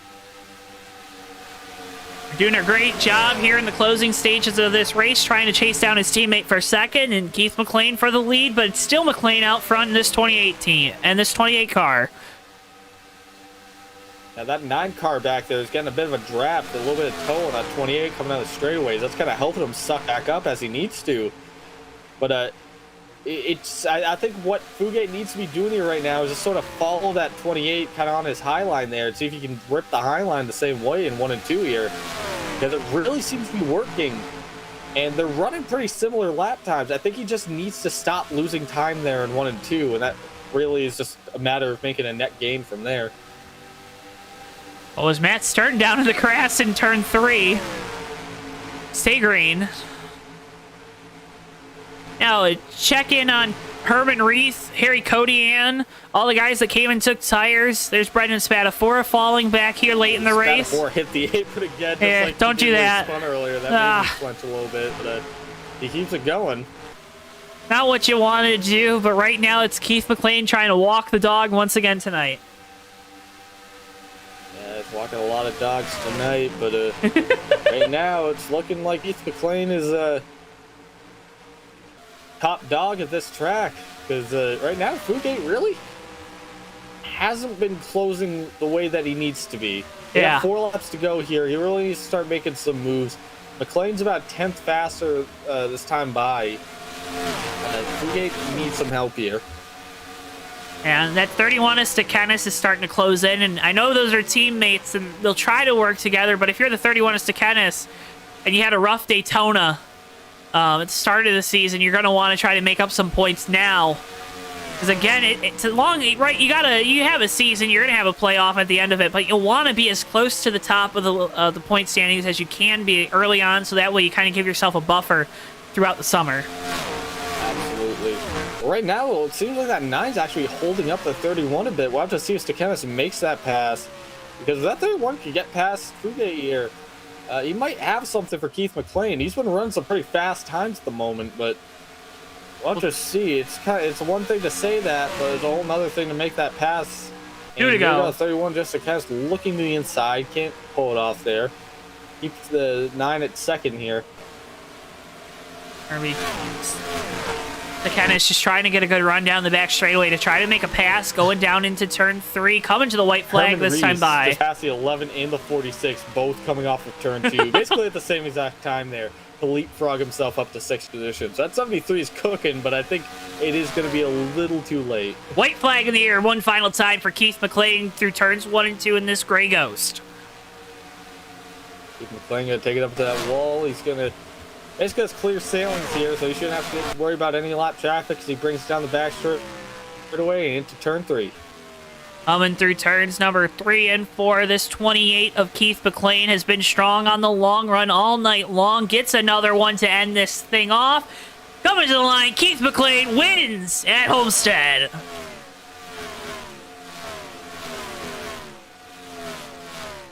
Dead heat to the line between the 19 and 11 of the 11 of Steve Grant and the 19 of Rod Weston. Give Rod Weston 8th position, Steve Grant 9th position. Rest of the field going on by here. Great photo finish there for the 9th position, or 8th position, I should say. Get a replay of it then, Ricky, if it's great. So great. Here it is, coming to the line. Leader doing his burnouts. Ah, we'll get him. There it is.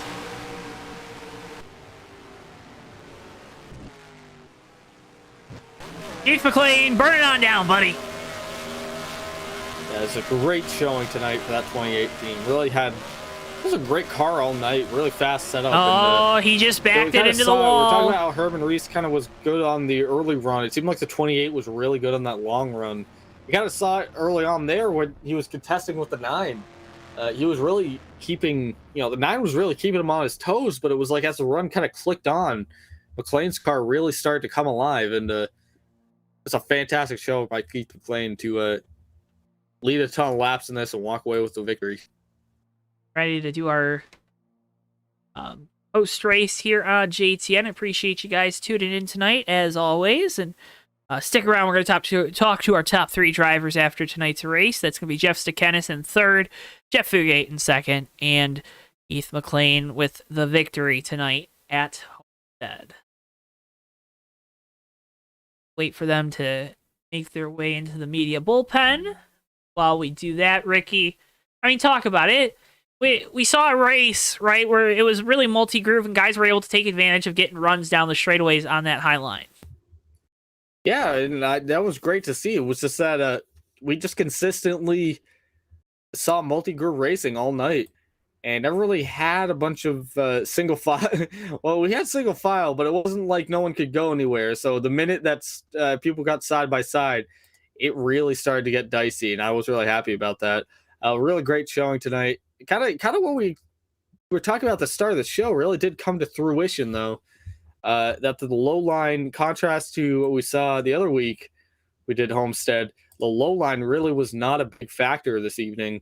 And you really wanted to be on that higher middle lane. Wanting to be in that higher middle lane. I was just surprised by how good that 28 car was up top. And looks like we're going to start with our... Oh, no. Do you need to go back down there, Jeff? No, you're fine. All right. Jeff Stakenis, driver number 31 car tonight. Jeff... Buddy, great finish for you in the whole 31 team. We talked with you after the truck race now a couple weeks ago, and We had talked about, earlier, the race before that with the mods, about how disappointed you were to start the season at Daytona here in the Cup Series, but tonight's got to feel really good getting a third place finish. Yeah, I wrecked in Q and thought, oh no. So, hey, come back, podium. It's pretty nice. I like it. Yeah, were you worried about it being a track position race? Because, I mean, Ricky and we were talking about throughout the night that guys were just able to make different lines work. Were you kind of, it sounds like you were really worried about not having track position at the start of this thing. Yeah, I was. I didn't think, I kind of thought that, some of the guys would have because the high line's kind of the place to be, but Jeff and I had cars that could run the bottom also. But yeah, I made it work. Just start passing people, basically at that point. Hey, you just got to get around them, right? Right. It's that simple. It's that simple. Talk about it though. I mean, the different lanes, right? Did you kind of feel like your car? You said your car was probably better on the bottom. You and Jeff, your teammate Jeff Fugate in the 9. You guys just kind of had it set up for the bottom. Maybe was that maybe a detriment to you both of you guys trying to get around that 28 who was really strong up top? Yeah. Well, the bottom, we noticed that it ate up tires, but the top line didn't. So, middle of the run, we were also set up for longer runs. Keith is actually a teammate of mine, and so is Herman now. So not just Fugate. So we all. Oh wow! So we all, it's kind of the dream team. Gonna stink up the place like Hendrick and Roush in the mid-2000s. Oh my goodness! You're gonna make my job we were hard. 1, 2, 3, and 5th tonight. So rough stuff. I know. I mean, those sponsors are probably really knocking on the door because that 73 didn't end up finishing 4th. But Jeff, before we let you go, again, congratulations on the 3rd place finish. You know the drill by now. Thank all those sponsors. Anyone back home? Oh, I know my mom is watching tonight. Thank my teammates. They did an absolutely awesome job. Thank the guys at Hobo. Racing with these guys is really awesome. And Steve and Bino. I'd like to thank them too for running the league. Well, they always do a great job running it. And Jeff, again, congratulations on the 3rd place finish. A lot of starting to build some positive momentum at the start of the season. I know that's what you and whole 31 team want. 2-0 on Sunday night. Oh, that's right. You said you won Michigan. And Michigan. So hey, winning at your home track's always good too, right? Yeah, that's the first time I've ever won at Michigan. Oh, there's nothing like your first at Michigan, let me tell you. Oh, it's fun. Love it. But again, congratulations, Jeff, and good luck next week. Thank you. As Jeff Sakanis, driver number 31, 3rd place finish tonight here at Homestead. Now we're going to bring in Ricky, our 2nd place finisher. I'm so happy we didn't catch a mid-sentence. Jeff Fugate, driver number 9, Sunkissed Machine. Or Sundrop. I said it wrong, but I corrected myself a couple times, so I think it makes up. Just let me know. You talk to your PR sponsor reps, but Jeff, a great run for you and the 9 team. Led 2 laps tonight, got those bonus points there. Sounds like y'all are building a little dream team over there, though, with yourself. Obviously, we just talked to your teammates, DeKennis, Keith in that 28, and then the 73 of Herman Reese. Yeah, we're running this year, helping each other out a little bit and trying some things. It's a pretty good race, and I mean, we had too many cautions. Mm-hmm. That was bad. To get a good run there at the end, so we mixed it up a little bit there, but we were off just a little. Need a little more gear and a little more turn off the corner, but it was fun. Well, it's always fun too when you get a good finish out of one of these things, especially when, like you said, there's a lot of cautions. Navigating the track. We talked with other Jeff. I'm going to call him other Jeff for the sake of this interview because you're Jeff too. I don't know what I'm saying. I've had a night, man. I've been all over the place. But we saw everyone was kind of running different lanes, right? There were guys that were really good all the way kind of close to the wall. 28 comes to mind. 13 was also good up there. You yourself, 31, you guys were kind of closer to the bottom. We knew that was going to chew up the tires a little bit, and you guys kind of migrated a little higher and higher throughout the run. But navigating through the traffic, because we obviously we're right up front at the start of this thing. What went into successfully navigating the traffic tonight? Well, my car was actually good all over. I could dive it in the corner really good and it'd stay down there good. So passing low was really good for me. And now you could get a really good run. And now, yes, if you stay down there a lot of laps, it's going to eat your tires up. The higher lane was better as far as tire wear, but then you got to be careful on the high lane because this track's terrible for the wall grab, and it'll grab your and destroy your car. So that's the car will run up there a little closer, but a little gun shy, I guess, of the wall sometimes. No, I get it. So I've had that happen a couple times, and it's just I'll run a little lower, but no, it's the biggest thing is just setting up the guy in front and backing off and getting a run if you're going to go to the bottom, and usually you can pass real clean on the bottom and come back out in front. Yeah, let's talk about that too real quick, because at the end you were side by side with Keith for it's 3-4 laps at a time. I know there's obviously a lot of trust there with the guy because you guys were getting really close off the corners, really battling. Was there anything else, maybe anything different you could have done to try to get around and try to clear them? I mean, there was a couple times where Ricky and I, just based off the camera angles, thought maybe you were clear, but obviously you weren't because he ended up getting back to your outside, and that was a good call for you not to try to slide up in front of him. But would you maybe have done something like that, try to pull a slider on him? Is there anything else you could have done, would have done in hindsight? Yeah, no, I mean, there was a couple times I could have slid in front of him, but I don't like to do that. I mean, I know we were real close, and I definitely I don't want to take anybody out, but you don't want to take your teammate out. Oh, I know that. Let's trust me. And yeah, so I mean, and he was faster than me, and I knew that. I knew he was way faster. My thing is, if I could have got ahead of him, I could have probably been a little easier to keep it there because his car, he could go to the bottom, but he didn't go to the bottom a lot. He was always hanging up to the top.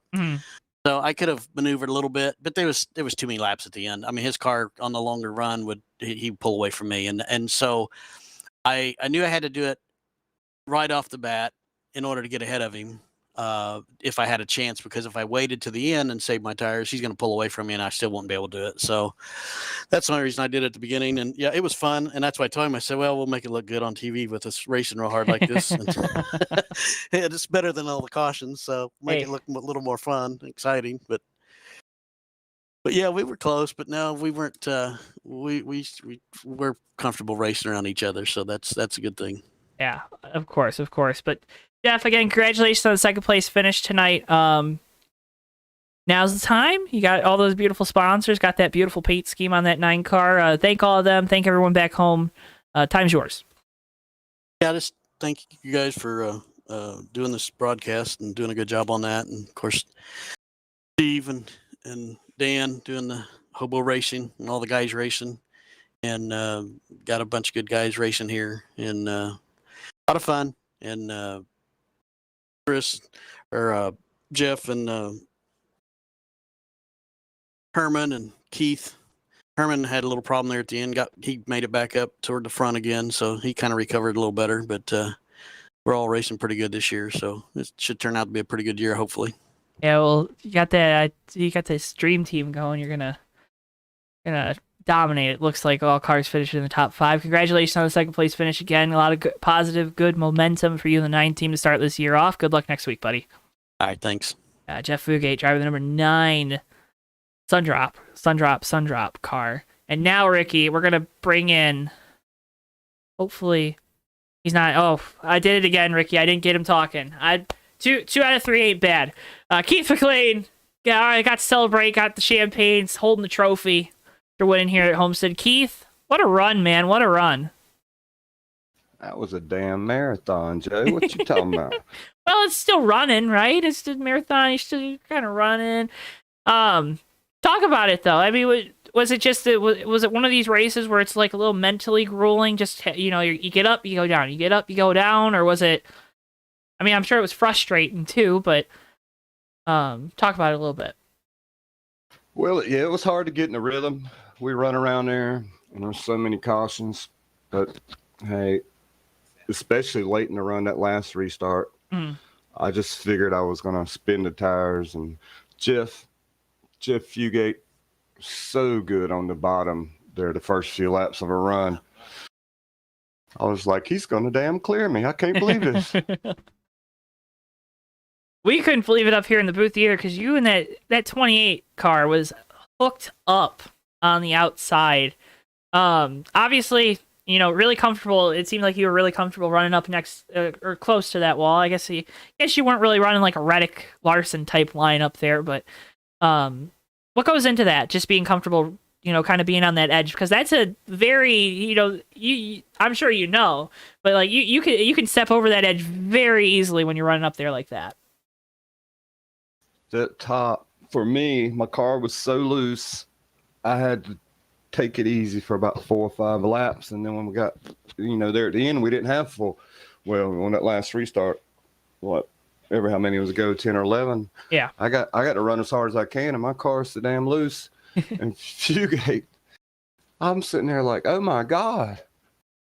But then I went back and watched the race from last year, and fugate was really good on the bottom. And then as you run about 6 or 7 laps, and then I could get away from him. So that's basically what happened again. Hey, it sounds like history repeating itself. A lot of times people don't, when they say that, they don't like it, but it sounds like you and this 28 team liked it.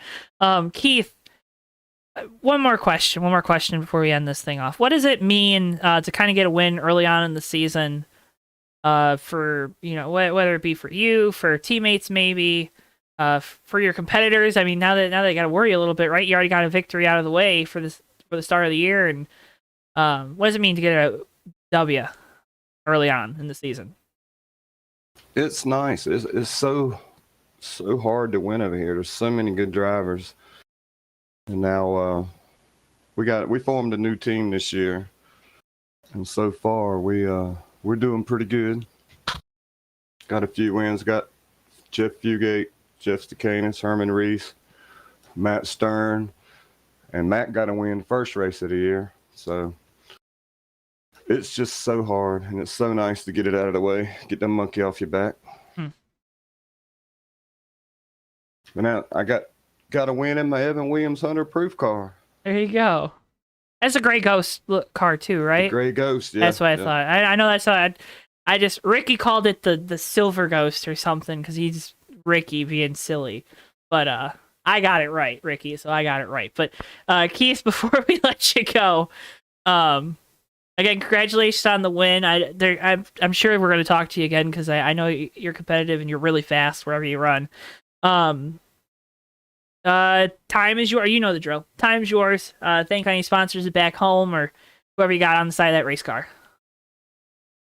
I'd just like to thank HOBO Racing, the Rubino, Steve Rubino, Dan Rubino, all the admins. I'd like to thank y'all for putting up with us, because it had to be rough tonight. Y'all trying to figure out something to say there when you're watching all these wrecks. But that's the way racing is sometimes. And I'd like to shout out to my girlfriend Pam. Shout out to KJ's brother, who's just got out the hospital with COVID, and Danny Hardy, who just took a few steps the other day for the first time since forever, since went through his COVID issues. And just pray for everybody there with COVID, and let's get this shit behind us. Amen to that, brother. Keith, again, congratulations on the win, and good luck next week. Thanks, guys. Keith McLean winning tonight at Homestead, Ricky, and that'll do it for us. That'll do it for us here from Homestead. What should I last describe the race? 3 words. 3 words. High middle lane. Yes. Oh my gosh, Ricky. Man. I don't multi-groove racing. How about that? That's a good one. Fantastic night. I love coming to Homestead, and yeah, we had a lot of costumes, but when we had the racing, we had some good racing, and that's really something to kind of keep our heads up about, because it was a lot of fun to watch. I really enjoyed that. I enjoyed you being on the call with me tonight. That's what I enjoyed. So you know. Call. We're not using phones. I'm on Discord. I'm not. I don't know, Ricky, but for all of us here at JTN, thank you so much for tuning in. Our next live broadcast is this Saturday night, the USORL Red Bull Cup Series from Daytona. That one will obviously be a great show. You'll be able to see this guy, Ricky Collette, probably out there on track. We'll see about that. We'll see if we can get some sponsors rounded up. But appreciate you guys tuning in tonight. Have a wonderful rest of your week. Make sure you check out the Fake Racers podcast. Go give it a listen here on YouTube or on Spotify, Apple Podcasts, wherever you listen to your podcast. Just search the Fake Racers podcast. You should be able to find it. For all of us here at JTN, for Bristol, our producer, for Ricky Collette, for myself, Joe Twansky, thank you so much for tuning in. Spread peace, love, and happiness to all those that cross your path. And we'll see you guys next time right here live on JTN. Yeah, and they're going to be 3 wide coming to the checkered. Never mind, they're gonna be. Oh, Maverick! They're wide! Who did that? Turn 4 into the tri-oval. Whitehill is through the grass. It's gonna be Noah Joyce winning his first career race in the Red Bull Cup Series. All right, and they're wrecking behind them. We got cars flying everywhere. Cars upside down, but it doesn't matter. Noah Joyce has done it. He's won at Daytona in the 3 car.